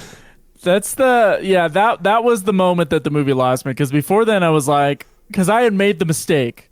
I was looking at the showtimes. I wanted to see if we went up to my parents' house over the weekend. And I was like, well, maybe my mom wants to see a horror movie. So I just went to check the rating, and the fucking Google automatically has the Rotten Tomato score up when you pull up the movie. Yeah, and so I was like, God damn it. So I was like, I was going to give this movie like nothing. Like, no, I didn't want to know anything. I didn't want to know how people thought about it. I was just going to go in and see. But then I saw it was like 22% on Rotten Tomatoes that day, and I was like, oh, no. Yeah, but I watched it and I was like, you know what? Yeah, these jump scares aren't working for me, but this is a really like this character I'm interested in, and the production design is really intriguing, and it had some interesting kills, like when those guys broke in. Some of the performances aren't working for me. There's some like repeated lines here and there. The screenplay, like there's little things that weren't working, but I was like, this isn't at 22%. And then I got the dumbest twist of all time, which apparently they have to do because that's part of the video game. But that's like literally that's like the main crux of the plot. That is like, oh no, yeah, that was the dumbest fucking thing I've ever seen in a movie in a while. I think it works. That plot twist, not a good plot twist because there's no setup for it. Not really. I'm sure they tried as hard as they could in the screenwriting, but it's a dumb video game plot twist that they had to stuff into this movie where I'm seeing real people interact with each other. Well, like, oh, it's ghosts possessing, like there's nothing there. There's nothing until the character says it. And then there's another twist at the end when it's like, oh, and then there was Matthew Lillard, which was a setup twist. That one made sense. But then it was like, Dad. The police officer goes, Dad? No, that one. Like, oh no, not another. They jumped the shark twice. No, that one's extra. That one's extra fucking infuriating because it's like it throws all of the character motivations completely out of the fucking like under the bus. Where it's just like, okay, Matthew Lillard's like, I told you to keep him in the dark and not tell him about the child robot thing, and it's like, motherfucker, you sent him to the building, and there was no reason to do that. Like. And if the point was to kill the guy, he spends 85% of the movie asleep. And in the game, if you're not watching the monitors, you fucking die. They could have killed him on the first night. No problem. You know what he was actually listening to, A4? He was actually listening to Ghost. I was like, man, why am I so sleepy? Is it the heater? And then I look up at A4's shirt and I was like, oh...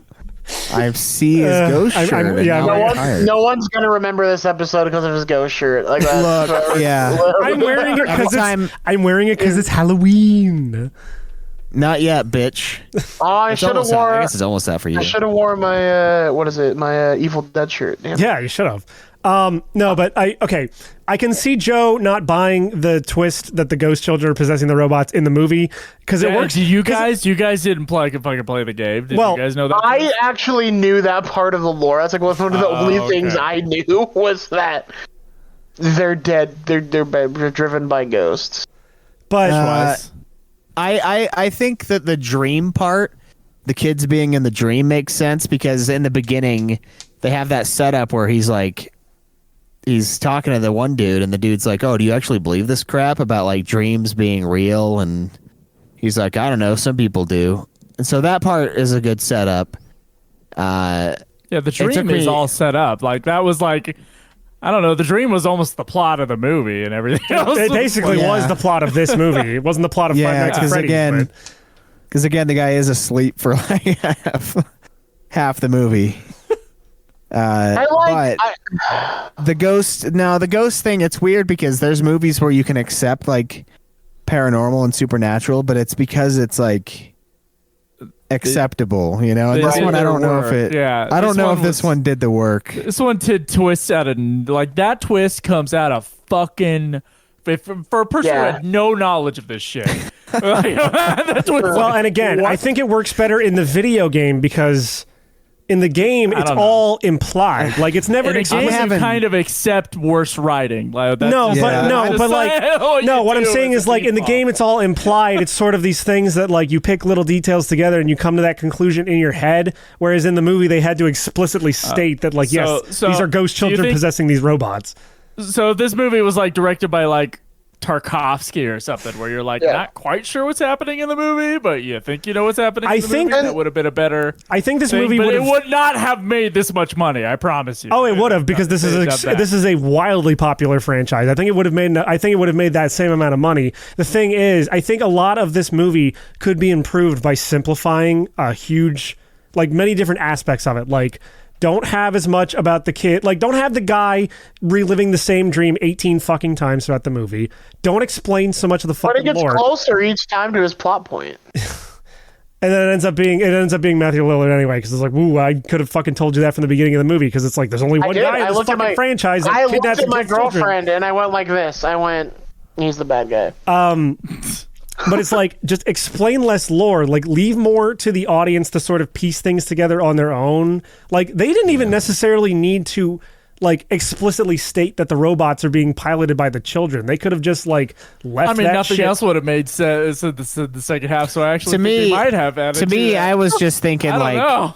these are like advanced You animatronics. know what it is because you 'cause- played the fucking game. Well, no, I know, but, like, even despite that, I like, thought they were advanced electronics. By well, because, some like, people, they dude. don't, they're not just, Yeah, like, that throughout just the- malfunctioned. Well, which would be just fine. because You throughout don't need ghosts in it. throughout the franchise, it's not always just dead children possessing robots. Like, sometimes they are just malfunctioning animatronics that are super fucking, like, advanced. So, and that's the implication you're going into the first game with anyway. So there was no reason to, like, explicitly state the ghost children thing. They could have just left that up to the audience to figure out later. Like, 'cause that's what made the first game work so well. And why it got so popular is because people were finding these little details in the background that only show up sometimes and piecing them together and going like, oh, actually, it might be these dead kids that, like, this one time you click on this one security camera, sometimes a newspaper article pops up and, like, you know, and you read that, it's like, oh, there were these kids that went missing in the thing, and now, like, oh, the restaurant's getting shut down because the animatronics smell and there's mucus coming out of the eye holes and stuff. That's fucked up. And then people eventually went like, oh man, there was a guy, the owner of the restaurant fucking killed these kids and stuffed them in the animatronics. But that's, like, never explicitly stated anywhere in the game.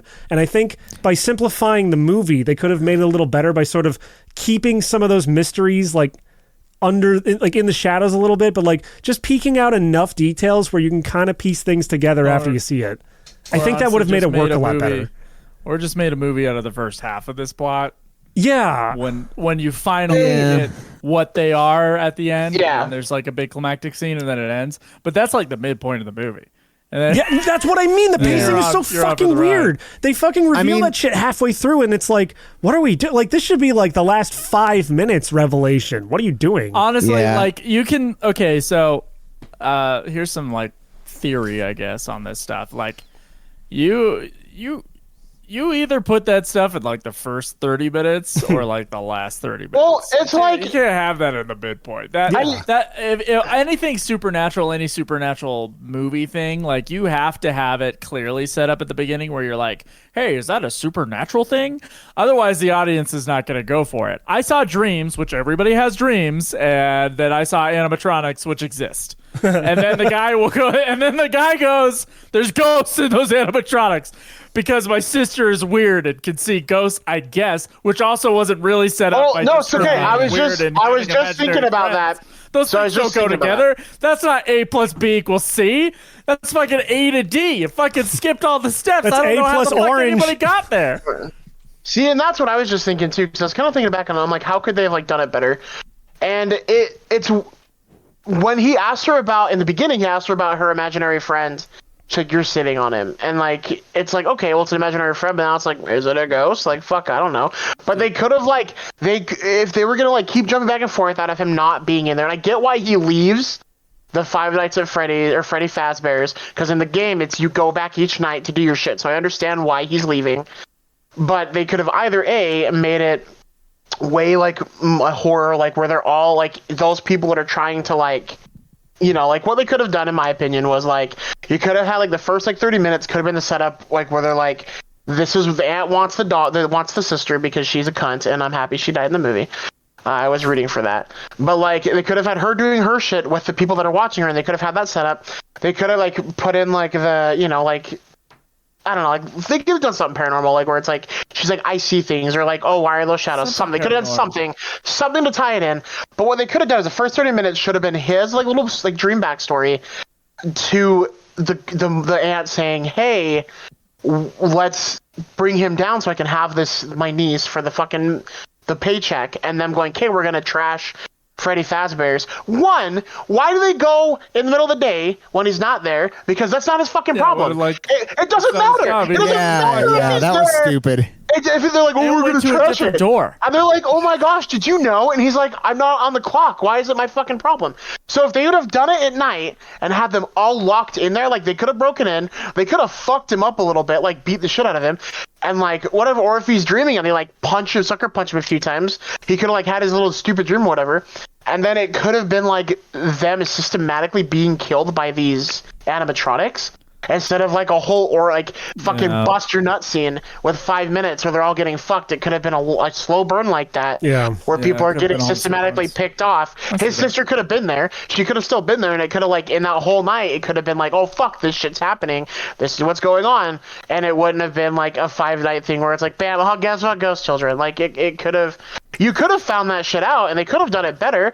Like, if the sister was there, they could have still put that plot in, and she could be seeing those ghost children. She could be seeing them around, and it would have made sense. It would have been like, I'd have been like, okay, ghosts are real. I get it. That's fine. Like, it would have worked way better as like a last 15 minutes reveal right before like the fight with the bad guy. Yeah. Either way, it would have had to be set up. It's not.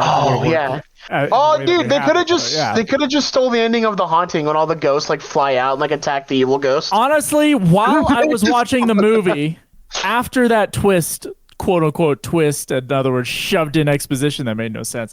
So after that twist happened, we're like, oh, so his sister can talk to the ghosts somehow. First off, wouldn't the character be then like, hey, is our brother dead? Can you speak to our brother? Yeah. I was wondering that too. That would have been a really freaky moment, right? And be like, oh, you can't, like, or something like that, like anything like that. But I was thinking, I just watched The Exorcist like a week and a half ago, and there's one of the scary early scares in that thing is when like the little girl was like playing with the Ouija board. She has an imaginary friend, and then the mother's just like down there, and they're both like playing with the Ouija board. They're talking with the Ouija board, and then like the ghost doesn't want to talk or whatever, or you know, her imaginary friend doesn't want to talk. And then suddenly, like, there's just a quick cut with the camera, and you see the Ouija board like thing move on its own real quick, and then the mother jumps, and it's like, it's pretty fucking little scary moment. But that does tell you like there's something more than just a girl who's weird and has an imaginary friend.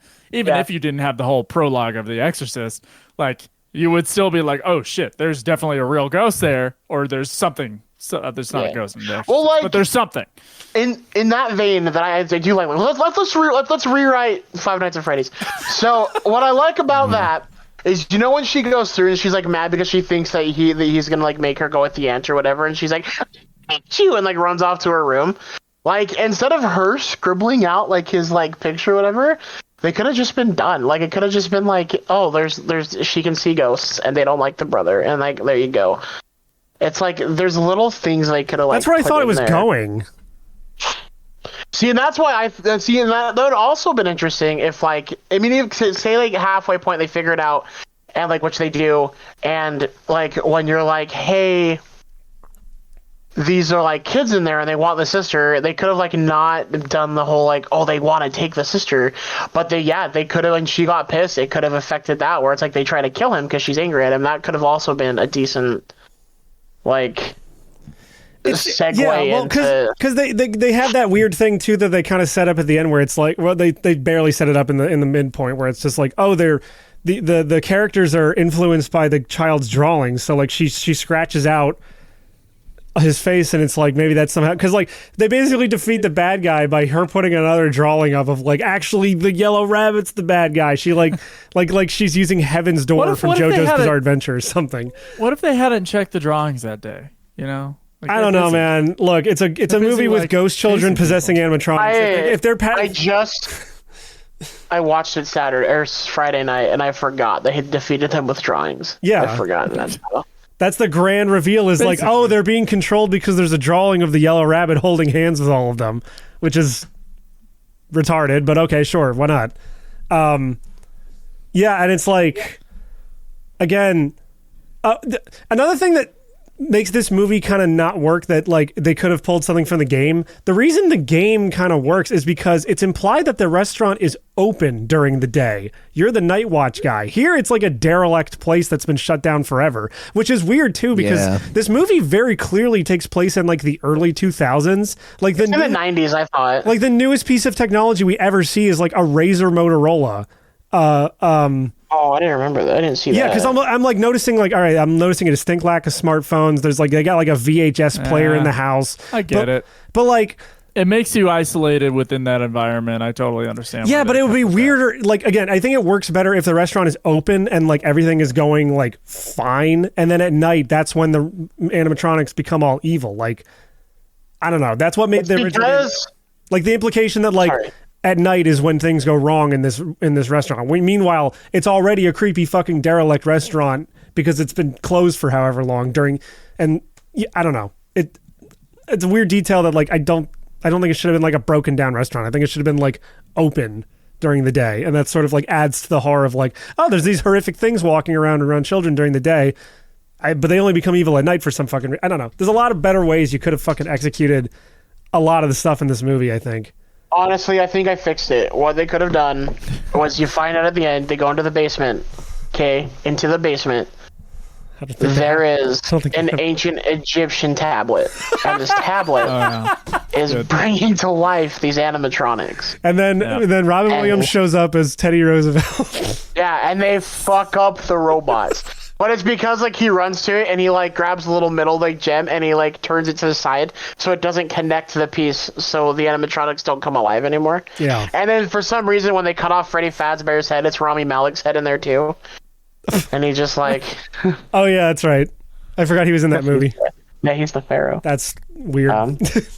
I just like I don't know, like I wanted to like this movie. I did. I wanted to have a good like PG-13 horror movie. I really did, but it just kind of fell flat for me, which is disappointing because I wanted again to enjoy it. I was enjoying it up until like it took a giant leap. It took a leap that was just too far, and then all I was feeling was the movie being the movie and not like me being into the story. So I was like, okay, I'm out. This is dumb. But there were things about it that I liked, like the production quality of it. Yeah, I enjoyed the some of the sequences I thought were quite effective. I thought the main guy he acted circles around everybody else in the film except for Matthew Lillard, but like the main guy did a good job. A good grounded performance considering the insanity that he was going through. So there were good things about it. For sure. The animatronic design and like the layout, like the design of the pizzeria is like immaculate. It's exactly like it is in the game. It's perfect. So that was also really great. memorable just in and of itself. Like I think movies on the low budget level, and I'll include mine, like you don't have that much room to like have a really specific look. You don't always have the the budget to build a building that's perfect for your story or whatever. And I know this is a high budget Blumhouse movie, but it's still like a Hollywood film. So $20 million movie. It looks great. It really looks great. We've seen some $60 million movies, mind you, that look like dog shit. Well, I think it's helped that like almost all this movie is practical. Like they were smart to hire the Jim Henson Company to make the animatronics like practical effects instead of trying to like fucking force feed us some CG bullshit. Because it would have taken. Well, I mean, that's one of the things that I really enjoy about the new, like, some of the Star Wars, like, TV shows is they went back to practical effects, and they look awesome. Like, it's just one of those things that practical effects last, for the most part, I feel like, last longer than CGI in terms of, like, how they look. Well, because honestly, everyone's been over this, but there's a tangibility to it. Like, you feel like yeah. There is, and that's nice. The only time I felt it was about midway through. I was like, I don't think I've ever seen these things walk. And then I noticed they did it a couple times, but they were like really hiding it. But that's what I kind of wanted more of. Honestly, that was fine. That's what I wanted more of in the movie, because most of the game, again, is not seeing them walk. Like, if they'd saved a lot of the movement for like the last 20 minutes or so, I think it would have been super fucking effective. But it's that's basically what they did. Part of me. Well, until halfway when they're like, oh, now we're partying with them, and they're all standing around in the middle and fucking. No, they're standing, but they're not walking. No, I was watching this once my mind was out of the movie. I meant like movement in general. And I was like, how are they hiding the thing? Because these don't look like CGI. And then I was like, okay, they're just cutting away when the creatures are actually moving, and the characters will be the one moving, like they're running away from a thing, but then it'll cut back and it's standing still. I'm like, okay, but I kind of love that stuff. It's like an 80s throwback thing, like where you're cutting around the fact that you can't actually get the goddamn thing to move. But they had some I think they had some exceptions to that. But maybe I'm just thinking of there's a few walk around scenes where Matthew Lillard is actually walking. Because he's actually in like a suit, like he's actually in a suit. So actually, I have a question, because there's an after credit scene. And A4 has autism. So what? So then when the dude in the taxi gets that little like the balloon boy, he's like, what is that? It's a enemy from Five Nights at Freddy's 2. It's a figurine of one. Like normally, Balloon Boy is like probably like 4 feet tall. He's another animatronic. That was just like basically an Easter egg. Oh, so you're probably gonna make a second one. I mean, this made a fuckload of money, so I'm assuming it made a fuckload of money. It made a fuckload of money, and Matthew Lillard, I guess, I just read this, he signed on for 3 other movies already. Well, because, I mean, the suit he's in at the end that he gets, like, trapped in is, like, the basis for Five Nights at Freddy's 3. Which the plot for that one's kind of cool, because it's, like, they basically, those, like, pop-up Halloween haunted house things that they do in October? They made in universe. They made one based on like the Freddy Fazbear Pizzeria murders, and you're the security guard working at that. But they're like, oh, we found like a real animatronic from one of the things, and it's the bad guy from this trapped in that suit. So they definitely How does he survive? Magic? I don't fucking know. His soul. It's probably his soul, because it's the same thing with the fucking kids, man. Well, like, but the thing is, like, Freddy Fazbear still exists. Like, it didn't burn down or anything. So, like, they have to at least go back there in the next movie. I mean, dude, like those robots are his Horcrux. Like, when his soul goes away, he can invade one of the Horcruxes. Maybe that's why they had to. Maybe that's why they had to send Mike to the restaurant, even though it would greatly increase his chances of getting caught as the murderer. Or like someone also said in a Discord thing where it's like, oh, maybe he sent him there because he realized it was the brother of the kid that he kidnapped. Yeah, no, that's 100% why he did it. Yeah, that's why he did it. Is he wants to wipe out the whole family line for some reason. I guess I killed your brother. Now I'm gonna kill you.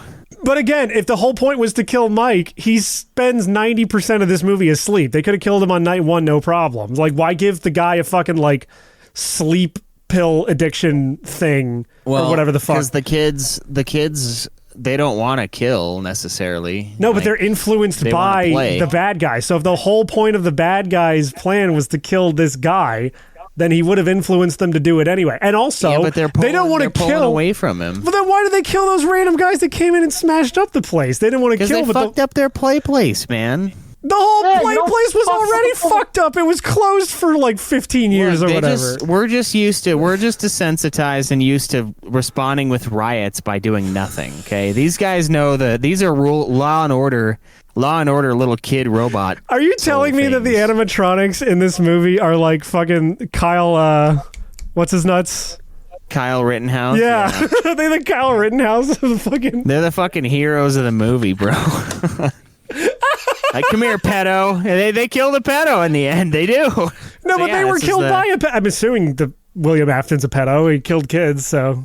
He is, yeah. Yeah. So also, actually thinking about it, the chick's in a coma at the end of the movie too, right?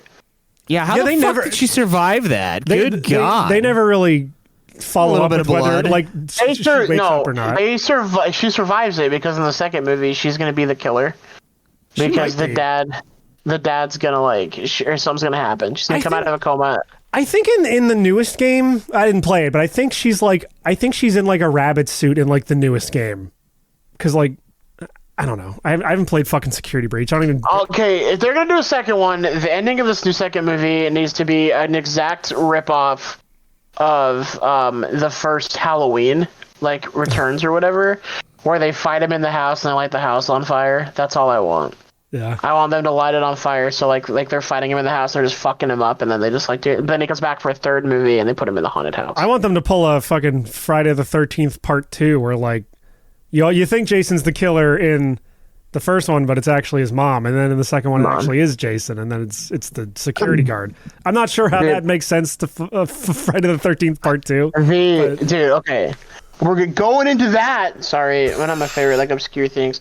They never made Freddy vs. Jason 2 because obviously, like, just didn't do because very well. They could never top the first one. It was they made it into they could because they made it into a comic book, and it's Freddy versus Jason versus the Evil Dead, and essentially it's like they fight Ash from the Evil Dead, but like Freddy like is a bid to become the president of the United States. And you find out Jason's a Deadite, and it's fucking sick. I'd also heard there was going to be like a stinger at the end of Freddy vs. Jason where like Pinhead was going to show up, but they couldn't get the rights or something. Fuck. It was some versus horror franchise that was going to have Pinhead in it, and they couldn't get the rights at the end. Yeah, that's funny. Yeah.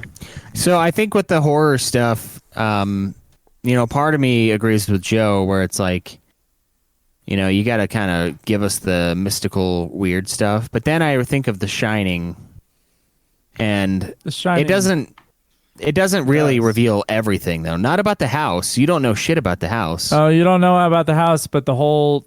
Like, is it actually haunted, or is it all things in his head? This is a screenwriter thing. It's like if you're going to take the audience, like in a fantasy world or anything like that, you have to plant it in the first act, or else the audience is not going to go along with you. And in the first act of The Shining, there's the man who works at the hotel who talks to Danny and warns him about the place. So yeah, it's but the movie never mentions the fact that his dad has it. No, but he does. But I think you can infer it. Yeah, but I also that is a movie I watched after reading the book, so I don't know if I can. I mean, like. And they couldn't judge it quite the same way. So you're saying like take the audience for the ride, like with you to like in this world. Something I think they could have done as well is we could have known the children were like stuffed into those like animatronics, but Mike didn't need to know. That's what I'm like saying. In the first bit of the movie, if it was like this like cut sequence, right? It's like he gets like where his brother's kidnapped. If like it could have been him like screaming like where his brother is, and it goes into like the opening credits, right? Like it could have been like newspaper clippings and like these kids disappearing, and then like flashes of things where it's like inferring like, hey, these children. I mean, they literally do that with like the arcade screens in the opening cinematic, where like I don't remember. Never mind. There's like a rabbit animatronic taking like a bunch of kids, and then like there's less of them each time he goes back. It's all like 8-bit, so it's kind of hard to infer, but like I knew immediately what that was like setting up. But if you didn't know that going in, then I can see how that easily you could miss that. But yeah, no, I think it'd be more beneficial if it was something like The Shining where they didn't have to explain everything. Like The Shining doesn't ever explain the bear costume guy giving the blowjob, but this movie would, and that's why I have a problem with it. Like, I don't know. There's plenty that is explained in The Shining too. yeah, but there's also plenty that isn't. Why is he in the fucking picture at the end? Because it's weird. That That's I don't why know. you don't know. Yeah. This movie would explain So- why he was in the picture at the end. They'd be like, no, actually, he's possessing the hotel. Yeah, he's always the caretaker. Yeah. That's Yeah, why. you've always been here, and then he's Look, part of it's hotel now. it's the reason why The Exorcist is great, and why that Exorcist remake The is one that really just good came until out? the very end. It's not actually an Exorcist remake. It's the guy. It was filmed in like American Fork, some shit. What is it? The guy who made Midsummer, which I haven't seen. Oh, Ari but I'm talking Aster. about his- Oh, Which movie? yeah, you're talking about Hereditary. Yeah. So it's like Hereditary, where it's like, oh man, this movie's amazing, and then at the very end they explain the whole movie, and I'm like, well, there goes like 2 points. Well, Exorcist is pretty. The only part that's not explained in the original Exorcist is the beginning of the Exorcist, where the priest is walking around and he like you only see like the coin that he has was the thing that she had. That must have been where the demon was possessing her through that item, but like it's never said. But that's the only thing that's not explained. Like everything is like it's a demon, and like it's the priests are talking to You're each like, other. you're like "That's possessed Yeah, or but like something like that. But like the ending where they're like, oh, is it over? And he dies, and it's like, no, it's not over. It's not over. And then like the fucking same thing happens at the end of Hereditary, but then there's a group of naked people standing around telling you exactly what happened, and I was like, this is retarded. I don't think. Like, it why tells did you they exactly do what that? happened. I just watched that movie like 2 months ago, I think. Exorcist or Hereditary? Hereditary. I watched both of them very recently, so I could talk about these two movies. It's funny too because I watched The Shining last night. It's one of my favorite comedies. Ha ha ha ha ha. So Hereditary. I'm being completely serious. That movie's hysterical. Hereditary. Watching it a second time, like all that stuff is very clear and set up. Like you would have to be paying too much attention to get that. Like the kid was they were gonna use him as a host in the chosen one or whatever. But like it's there. So I don't really see it as like a betrayal at the end. And I didn't the first time either. I thought it was a weird ending for a weird movie. Okay, now imagine if they'd explained all that shit. Imagine if they explained all that shit in Hereditary in the middle of the movie and then kept. Yeah, and they were like, they stuffed a dead child into her. She's possessed. It's like you can do two things. You can have like a movie that slowly reveals itself, or you can give all the stakes at the beginning, and then the characters have to deal with it. And Yeah, don't do it at that equally literal scary. halfway mark. That halfway point, it just didn't work. Like a midpoint is a good place for a twist, but this twist didn't work. It just didn't work. And it might have worked. Well, I if it was mean, set up better, but it didn't work. And I feel like they could have, to set it up better, they could have taken out the entire scene where he's at the mall and he beats the shit out of that guy, because we didn't need that. That wasn't. It was like, oh, that's why he needs a job, because he fights this guy. But like, He's a we good didn't. guy. That was the saving cat moment. We didn't need Beat that. up the Like, we didn't father need that. We didn't need the chick to be like, oh my gosh, And my also, sister to got be new fair- ice cream flavor she'll like. You didn't need that. To be fair, that dad looked like he was kidnapping that child. Like no father has ever grabbed their child like that I don't know. in the most like that's not true. conspicuous way possible. That ain't true. Like, get over here. Yeah, like, so yeah, but I just feel like they didn't need it. Like, they could have had more time setting up the actual, like, that, or more time murdering people, which I would have really enjoyed. I think they should have done both. I think they should have had more time, like, being creepy and murdering people in the first, like, 3/4 of the movie, and then save the lore dump and the twist for, like, the last 15 or 20 minutes before we have the showdown with fucking Matthew Lillard. Yeah, I mean, it's my same. I mean, this one, like, I would definitely watch the second Jurassic World over this one again. But like, it's my problem with like the second Jurassic World movie is I want that movie to be the entire like ending sequence where they're being hunted by the Indoraptor, and it's kind of like a pseudo horror It's movie. literally like, the best part of that whole movie. Yeah, that's what I wanted the entire thing to be, and that's what I would have preferred this movie to be. It would have been, like, What I hate about the new Jurassic Worlds is they're like, what They social suck. commentary can we make this time with Yeah. dinosaurs? Like the military-industrial complex. Yeah. Let's do a dinosaur that's a fucking super soldier. A dinosaur to surpass okay. Metal Gear. And then the next one, they're like, let's do That again. crop problems and that again. All right. And then the other one's also like, let's do animal rights, but fucking stupidly. Like, let's like stop the girl from letting him out, and then be like, okay, little girl, you get to decide: do these dinos all live or do they die? And then she opens the door. oh, Like, what? Dinosaurs should go free. How many of these movies is no one going to listen to Jeff Goldblum, man? I swear to God. He's the only one that makes any sense in this whole fucking world. He's like, kill him, let him die. Not to be devil's advocate here, but that is a very Michael Crichton thing to do, who wrote Jurassic Park, is to like find a new emerging technology, make a thriller around how awful it is for humankind. And yeah, a lot. True. There's always a lot of commentary there. I don't know, social comedy, but like, yeah, I guess social commentary or Like, politics yeah, is like always in timeline. there. Yeah, the He's social like, commentary time for travel West. bad. The social commentary for Westworld is like, yo, everyone just wants to be a fucking cowboy. I just. Okay, we're going on this tangent. I fucking hated the newest Jurassic World movie. I hated it. Like, I just. Didn't watch it. The other ones, Hey, I can be it was like, fun. I'll rewatch. It wasn't. It wasn't No, fun. You Shut got the old fuck crew up. back together. I like that part. The Oh, one yeah, before that it was sucked so too. I fun. don't care. I don't know And which no, one's this worse. one is worse. This one is. This one's worse. Not enough people got eaten by dinosaurs, dude. Look, Not enough look. fucking people. The T-Rex ripped apart. wins in this one, so I'm okay Yeah, with well, it. When they good, kill the because it- T-Rex, that's when I'm mad. No, Because that's dude, like the because- hero. It only won because that stupid long-nailed bitch came in, and then Yeah, it's that was dark. a tag You don't even team. see the actual fight, and they're like, oh. Long Well, nail it- guy came in off the ropes. I know. It's But very like, WCW. you know, Fucking and I could have Jurassic forgiven Park that if they would have. The T-Rex can't tag him in because his Right. arms are too short, but the long nails reach anyway. yeah. No, Yeah. the camera pans out and like a giant coffin flips up, and then it's like the Undertaker scene. He sits It's up. like and then- coming up with nails like that. T-Rex! It's the long nail. You must deal with my Undertaker! I just like, dude.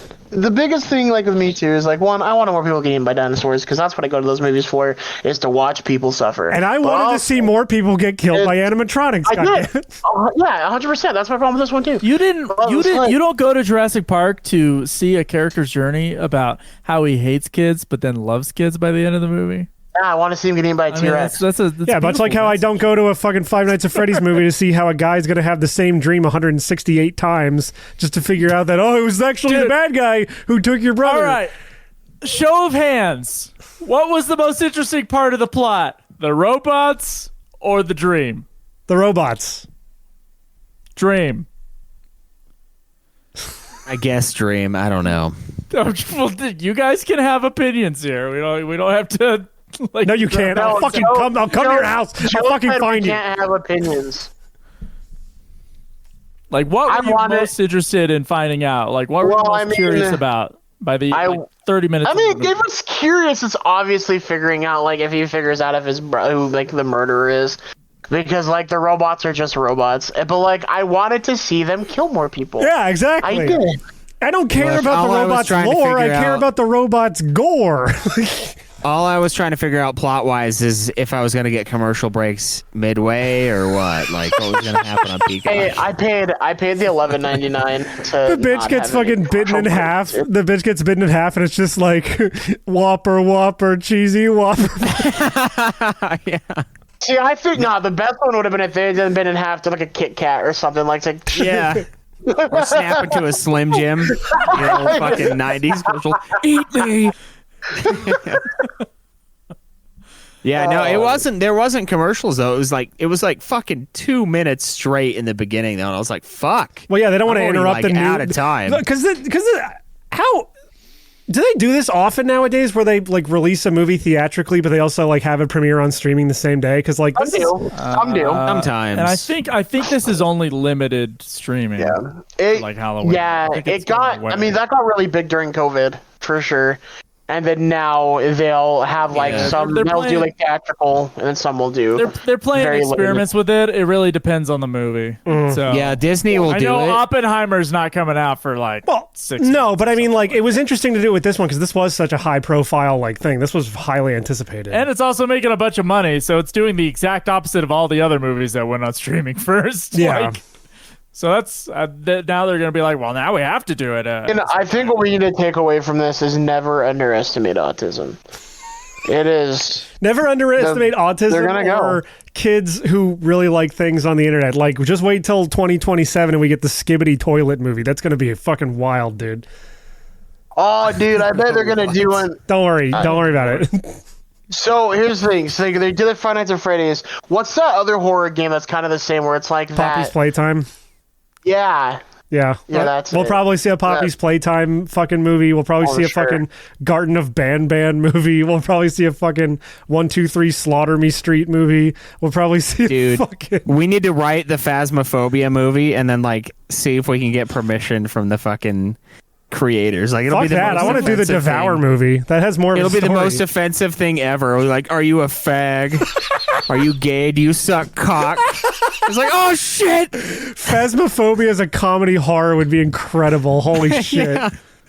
No, it has Are to. you French? It's got to be A4 talking shit, because my favorite death that happened in that game was A4 was talking shit to the ghost, and I'm hiding in a corner and I see his little feet, and I hear this. Oh, you gotta be fucking kidding me! And he was just dead, and he was just gone, and it was amazing, and I laughed for a long time to try not to die by that ghost. I mean, But- I got it. Yeah, we should do it. We should write it and then like tell them like, look, just give Joe, us. I think we got your next movie. Twice. Honestly, this is a small enough game studio that I think I might be able to send an email and be listened to. Exactly. As long as we get Tyler Perry to play A4, I think I'm in for this. They're like founded in 2020. Kinetic Games is a small team from the UK. That's like all they have in their about page. Yeah, make sure you talk to him like, "Oh, mate, we'd like to make a film or what is picture that- film." What do you think of a terrible movie about guys who goes in places where the flashlight shines only 5 feet in front of their And face? then they called a ghost of wanker. Yeah. I can't see why do none of our flashlights work? Can we go get some And then- better flashlights and for then the it's fucking gonna Family be- Dollar? And then it's gonna be Please. someone going, "Hey, who grabbed the smudge Can't stick?" say anything. Did someone grab the recorder? And it's like, "Fuck!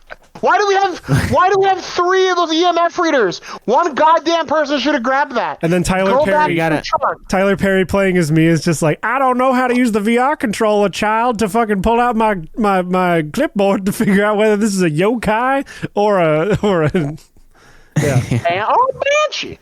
See, Yeah, and it's perfect. no, it's and got to it's have the just- same. It's got to have the same stuff. Like if it's a chick ghost, I'll talk about like smudging her puss and like. It's got to be all of it, like just like a They're not foul. gonna give me the rights if they do this. By the way, Just don't tell them Don't tell them you have a podcast. Just tell them I like the game. for it. So, Yeah. no, I mean you already. We could when you fly me out there, we could get like a handy cam and shoot like a fucking proof of concept in someone's house. That would work. I don't know if Yeah. it'll work, but we could definitely try. I mean, That'd be awesome. Yeah, that'd be funny. Devour would be cool, but I feel like Dude. it would just be like just us running and screaming. thank you for saying it would just be like, and then you open your mouth and shake your head around silently for the audio listeners. This is visual It's gag. good audio podcast. Good audio podcast. See, and the best part is there's 4 of us, and there's 4 playable people in Phasmophobia. Exactly. Oh, shit. So like we can start it out the movie as like we have our little podcast, but this is like our side gig is paranormal. Dude, yeah, Fucking- we got to find people that look like our characters. So Jake's like the black chick, but she talks like Jake, and it's like 80 yard with Jake's voice coming out of some skinny black chick. Dude, I'm thinking of like the Devour movie, and it's like like a priest gets called to fucking like investigate the demon or whatever, and he just opens up a room, and there's just 10 goats walking around in there, and we're all like, no, close that. We can't let him get out. Schweiss, the idea of a white guy doing the dub over for a black woman is hilarious. Yes, you're right. The actress, first off, will not be okay with it, and then like no one's gonna let that fly. We just put it in very tiny print. She won't read it anyway. So we want it to be just like the game. That whoever's voice was dubbed over by a white man's, like, it's over. It's over. I mean, you already said, other things. You know what? They haven't got twice officially, yet. Schweiss, you done screwed up, Schweiss, by talking about it this way. Now I actually can't look. You know what, Joe? You sound very scared about the prospect of a white man ADRing over a black woman, but I say fortune favors the brave. I say we could be a new pioneer in Hollywood. Yeah. You know what, dude? Robert Downey Jr. walked so we could run. Yeah, we could do cross-racial ADR voice work in this business. We could be the pioneers of that glorious new film technique. Exactly. I did watch a new film technique, but I did watch like a horror. an extra step out of the way. But it's funnier. I did watch another horror movie recently. It was that one. I don't remember the name, but it has the Godsmack lead singer in it, and that one I do think is better than this one. But it's definitely a B movie. Yeah, it was pretty funny. There was a scene where like a dude, because the cops show up to this house that like some shit went down at, and there's like a giant dude that's like in the back of a cop car, and he keeps asking to go take a piss, and this old man cop like is like, fine, whatever. And he's like, so just so you know, like, you got me by like 100 pounds and like 8 inches, And the guy's like, yeah, and he's like, so if you try to escape, I'm just going to fucking shoot you. And like, there's a lot of it's pretty funny. Like, there's some pretty funny lines in there. That movie is called Army of the Damned. Yeah. I'll have to look that up. It's bad, and it is part Godsmack music video, which is, when I read that, it's like, nothing new to the genre, part Godsmack music video. I was like, sounds great. I'm going to watch it. I watched the Five Finger Death Punch horror movie. The what? Which was okay. What? It wasn't that bad. It was at a film festival. It was playing at the horror film festival from like 2 years ago. And honest, like they all, like you could tell, I'm like, this guy's not an actor, and he's kind of familiar looking. And then, I found out after the movie was done, like it had it in the credits, and like, and the cast of Five Finger Death Punch, and I was like, oh, this all makes sense now. Making a film. It wasn't terrible. They get attacked by zombies or ghosts, whatever, and he's just like, I'm a little bit off today. I'm gonna fucking kill myself. And that song sucks.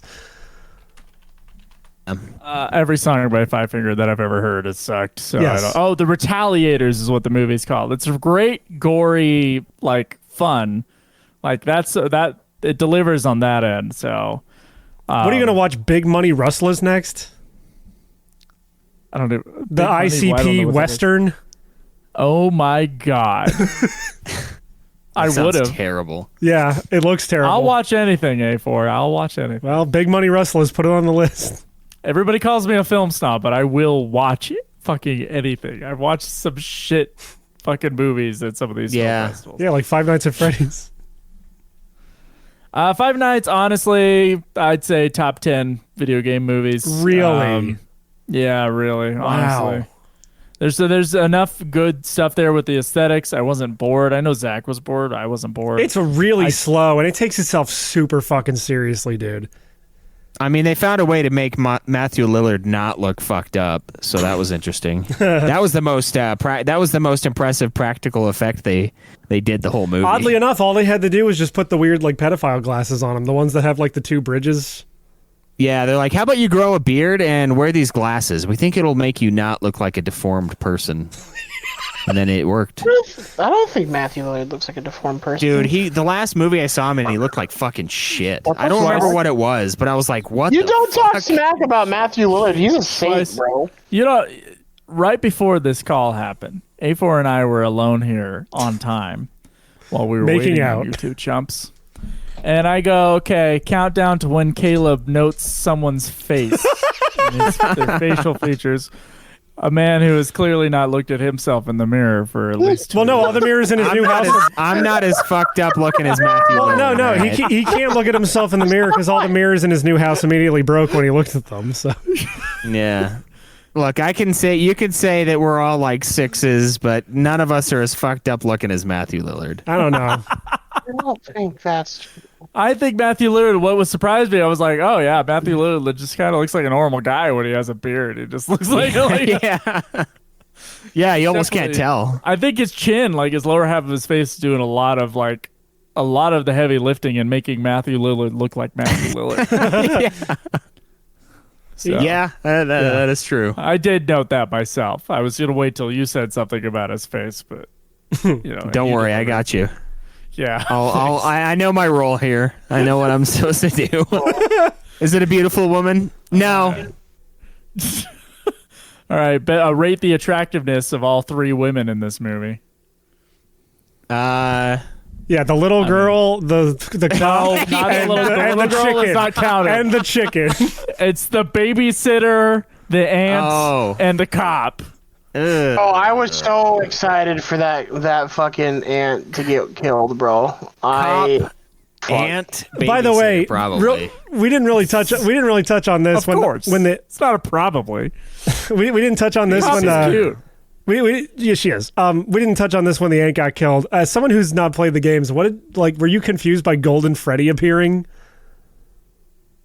No, I just Golden thought it was the normal dude. Okay, because they had Golden Freddy kill the ant, which Golden Freddy is like an Easter egg in the original game that like only appears like very infrequently and just causes the game to crash. But they made it like a major part of the fucking movie where like he's the 5th robot. He looked different. He looked different from the other one. I just thought it was like a weird. I mean, there was that a makes whole sense. bunch of rooms of like fucked up robots, so like it felt like it was like along the lines of that. I don't know. I Right, just but they kinda also bought like in. of all the things they I didn't I go. didn't notice. That looks like a video game Easter No, egg no, as a no, person no. who But I never mean, played like, a of all video the game. things they explain in this movie, that's the one thing they don't fucking explain is that there's another Freddy that's golden and has like one sans undertale eye. Yeah, I just didn't even notice it was different. register. All right, well, there you go. Then it didn't even matter. Yeah. That was just for the fans. Then there you go. Yeah, a lot of people were complaining about the movie when I left it. People did not like the general consensus of the loud people in the hallway were that the movie was not good, and people who had liked the video game were also seemed to be disappointed in it. I didn't pull in high school for this shit. That's the thing. It was a lot of like 17-year-olds in pajamas who brought their blankie. It was the people that roared at you, bro. Who brought their That's who what? played the fucking game. There was an oddly large amount of teenagers with blankets. I don't know if they were all friends and they were like, "Get your blankets and get on your slippers." And you didn't your- see like a your pajama midnight pants." showing or And anything, it's right? Fucking 28 degrees outside in August. I'm like, those pajama pants are not gonna do it, bro. It doesn't matter. Like they gotta be like. I got the fucking- blanket. You need some ski pants before you go out and that shit. If you're gonna not my. I don't know. Like counting pajama pants are not gonna be enough for that. But anyway, they did bring the little blankets. And I was like, I don't know what is with this group of people, but I don't want anything to do with it. That's how I felt about it. It's such no one seemed to like the movie when I left it. That's the weird thing because it's like it's too It's lore making heavy. a shitload of money. It's too lore heavy. Well, because again, it's a popular video game franchise. People were waiting for this movie for almost a decade. But like, it's too lore heavy for like normal people who haven't played the games, and for the people who have played the games, it's either not scary enough for them, like me, or it's like the people on YouTube that are like defending this movie like it's their fucking firstborn son, and it's like I don't understand what you see in this that I didn't because it's just not very good. But Yeah. I mean, I thought it was fine. I didn't think it was super scary or anything. Like, or It's I not don't even know. that I was it was watching like it in my living room though, so it's not even that it was like horrible. It wasn't bad. It was just like so unremarkable and so boring that it's just like, yeah, it's kind of like a 4 or 5 out of 10. Like it's just kind of meh, nothing. My favorite. Sorry, I was thinking about it. My favorite thing. So my girlfriend was working on Halloween stuff while I was watching this movie, and my favorite thing that she said is she looked at me and she goes, "Why are they furries?" And I was like, Oh, man. "You're right. 'Cause they You're right." Yeah, there's trust me, there's plenty of furry FNAF fan art out there for your viewing pleasure. Trust me. It's like, so we're sitting there and so like people at the Comic-Con here in Salt Lake, like there's But people they're like supposed to be kids, like right? they Look, man, I don't make the art. I just know it exists. I'm just telling you. Yeah, I just saw it. But I just have 4 terabytes of it saved on my fucking computer. Some people at Comic-Con this year, they made like big Five Nights at Freddy's like costumes, like really like good looking ones, and people do that for Comic-Con all the time. But I guess my girlfriend always thought they were just furries, which makes me pretty happy. That's No. that's hilarious, actually. Yeah, it's good. It's good times. But yeah. I think the movie is okay. It was okay. I was kind of wrapped into it until the midpoint, and then I was like rolling my eyes, but I was still like interested in what was happening. I wanted to know how it ended, so I didn't hate it. It was really stupid, but I didn't hate it because there was enough good things about it. But I know A4 seems to have really disliked it. It's just not. It's not the movie I wanted. It's like I had what I had in my head for what this movie was going to be. This like completely deviated in a lot of places from it, and it's just like, yeah, it's like what Zach said. There's a lot of ways you could have like rewrote this movie or moved things around to make it work a lot better, and it just kind of feels baffling that they executed it this way, where it's like, I don't know, man. This was such a highly anticipated movie to fumble it this hard seems weird. I wasn't so like, I don't know. I didn't hate it. Like obviously, I didn't hate it. And I also didn't. And I like, would watch hate a it. sequel. I would watch a sequel if they made a sequel. I am invested enough in Mike's bullshit to see what happens. Sorry. if this podcast is still going and a sequel comes out, I also will watch a sequel. While Zach is midway through Twilight Princess in 2028. Yeah, bro. Felicia Amico, in response to me saying it's not the movie I wanted, she said it's the movie you needed. Yeah, I guess so. I'm gonna throw this fucking Five Nights at Freddy's book in the fucking garbage after this. Why do you even have that? Why don't you have one? No, why don't you have? Because you don't even play. You played the first game. You didn't even beat the first game before. Yeah, I did. So why would you spoil? No, you just said you didn't. No, I He said he had, tried to beat it for I tried to beat it for this week. I've beaten it before. Yeah. I've beaten the first So, like, 3. so are you a closet Freddy's fan? Yeah, I'm a Fred head. Fred? No, because like again, it's like I was saying in the lead up to this, like I'm actually excited for this movie because like despite the fact that it sort of became like a kids franchise, like I was there when the first game dropped, like the day of. I was there. No, dude, I saw like this was back when I was on like Tumblr. I remember seeing a Tumblr post for. I'm like, ooh, a game with. I thought you were gonna say like Quaaludes or some shit. Yeah, I was on Quaaludes. No, but I remember seeing the I was post. on It's like, Quaaludes getting raped by Bill Cosby, and I remember waking up halfway through and hearing hey, and this Five Nights at Freddy's thing, and then that would be creepy if that was the sound that Freddy made when he moved to the pizzeria instead of. yeah. We're coming down the pudding, and we're gonna put the Quaaludes in the pudding. What do you like to play?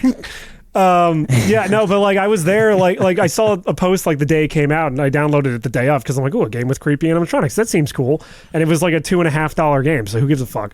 And How I much remember better would this guy- movie be if they would have cast Bill Cosby as Matthew Lillard's fucking Spot? No, I wanted him to be. I wanted him to play. That's the bad guy. Yeah, I think he's raping the kids. Oh, we take the kids and we put them in a robot. Oh fuck! Oh man, like how twisted would you have to be like, as a filmmaker, be like, no, it's gonna be a good role for you.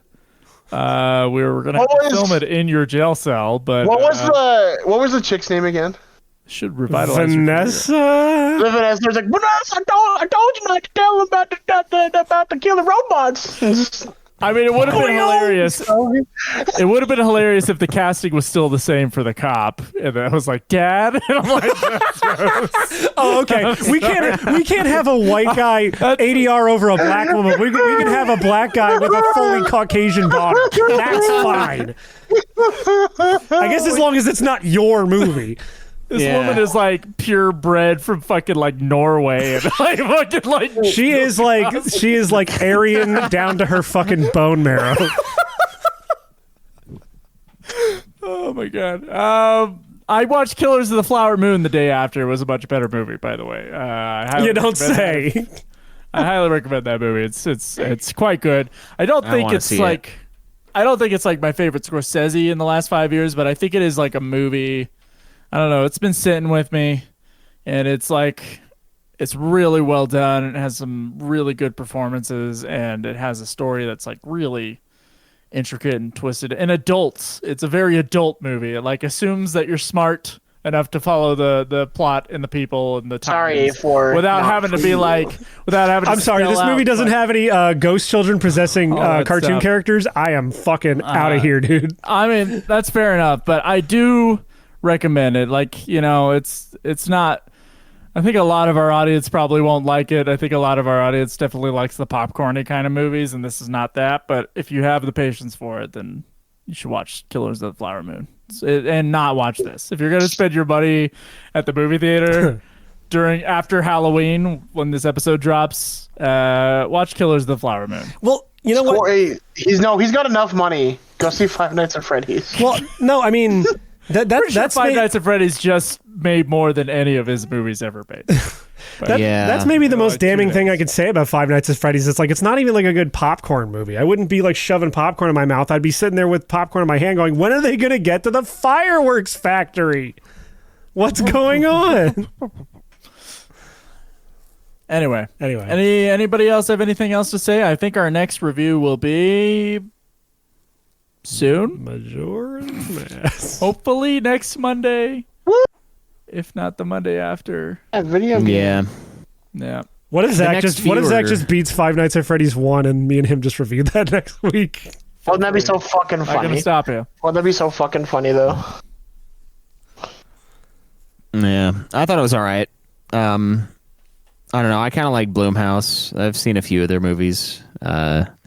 It's cool how they're really hit or miss. Oh, Happy Death Day was another PG-13 horror movie that works really well. There's another Blumhouse thing. So there you go. There's that. I think they do a pretty good job with really minuscule budgets, and so they're kind of. I mean, that's the whole thing. That's why Universal is like oftentimes like the most profitable studio.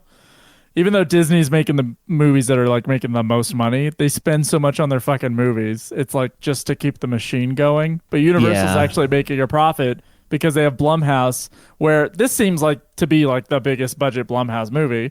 Like usually they're like $5 million. Yeah, they're pretty small. and they put a cap on all their production budgets.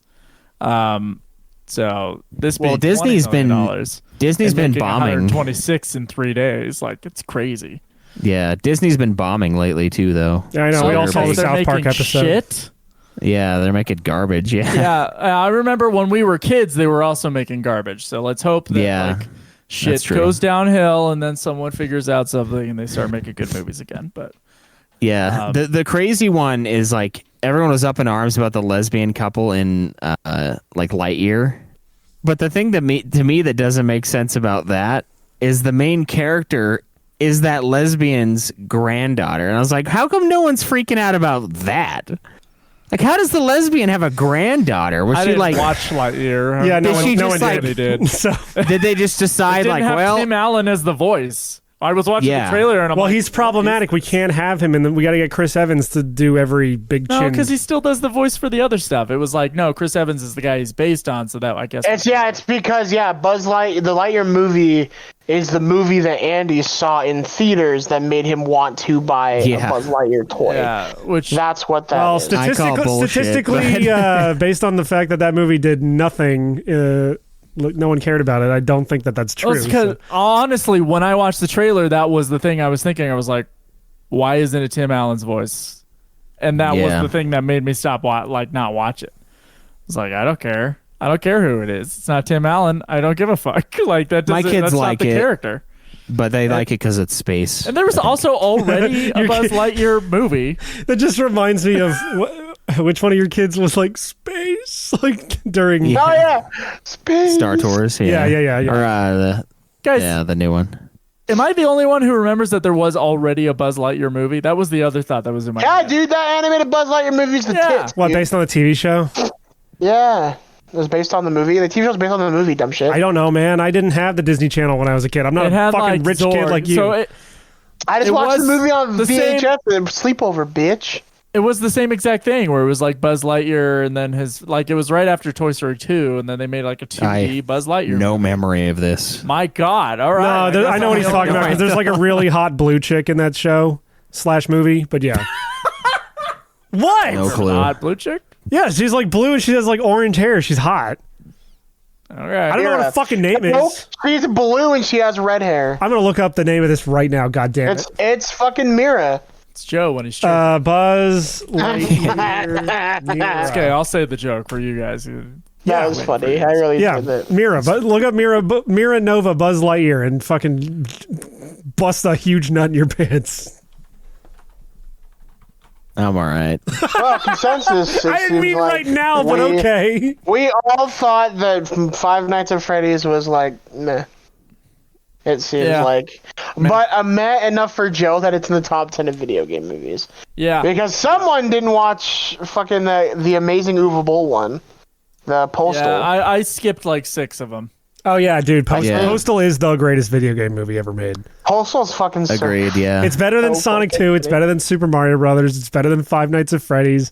Oh, Okay, you dude. keep on saying Sonic 2, like Sonic 2 is up like in it's the top supposed to 10. mean something. Like, what the Yeah. fuck is wrong with you? Like, I you cannot like Sonic stress. 2 because you're like, oh, it's like the video game. I cannot And then stress to you came. when he went supersonic at the end of that movie how hard I got. Okay, I cannot I could not stress enough. stress to you how hard it was to keep my eyes open that entire time. I didn't. I slept through like I half could of not that stress movie. to you dude. that 3 of us were watching that movie, and there were maybe 3 small giggles throughout this entire comedy called Sonic 2. Well, it is technically I a comedy. cannot stress to you how fucking underwhelming that movie. I feel like the conversation where A4 is like trying to justify and like the video game part and Joe's screaming, that was like a major deja vu moment for me. I was like, man, this has happened so many times with these fucking movies. Like, well, they could have made it like this and then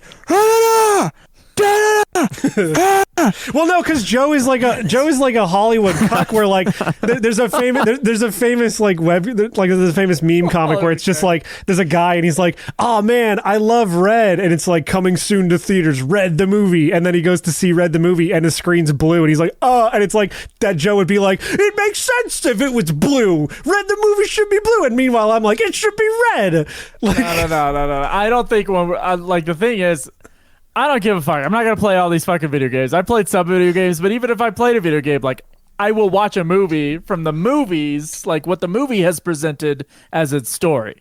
Like it's not good to go into, and I don't like it when movies do this. I really hate it when movies do this, where you have to know the game in order to get the movie, like an Advent Children or something like that. okay, like, well that's like that's a the movie Tetsuya should- Nomura problem. The movie should stand on its own as a movie. And so if I'm reviewing a movie, and it's even better if I've never played the game, right? Like, I feel like that's a more objective perspective. Like, does this work as a movie? Could this become a classic? Right, and so when in you and of watch itself, Sonic- where you go, shut up! Where you go, where there's like, maybe 10 years from now, there's going to be like, oh, that was based on a video game? I had no idea. Like, that was based on a book? I had no idea. It's a very common exchange, right? That's what you want, right? No, As a filmmaker, that's what you want. No, I want that movie to be so good. No, as a filmmaker, I see the video game and I want to make the video game a movie, even though I should never do that because it never fucking works.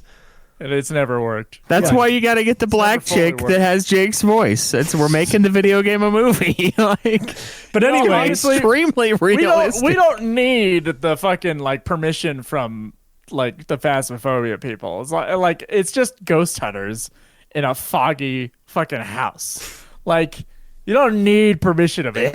we just need an empty house or a house all that no one's in, Phasmophobia is and a fog machine. all Phasmophobia is just a fucking that Travel Channel show that was Zach on for Baggins whatever ones? reason after Mythbusters that just went on for years and years, and I can't imagine what fucking idiot watched that fucking show. Ghost Adventures is amazing, by the way. You shut your mouth. My God, I actually had a conversation with someone who watched Ancient Aliens, and I was like, "Are you fucking serious?" I had an old friend. I was like, there was a big argument about Ancient Aliens that happened. I gotta say, Ancient Aliens is as dumb as the fucking Ghost Hunters. My wife watches Ancient Aliens, and she seems to like it. So. You know, I'd never say anything about friends' significant others ever. Why?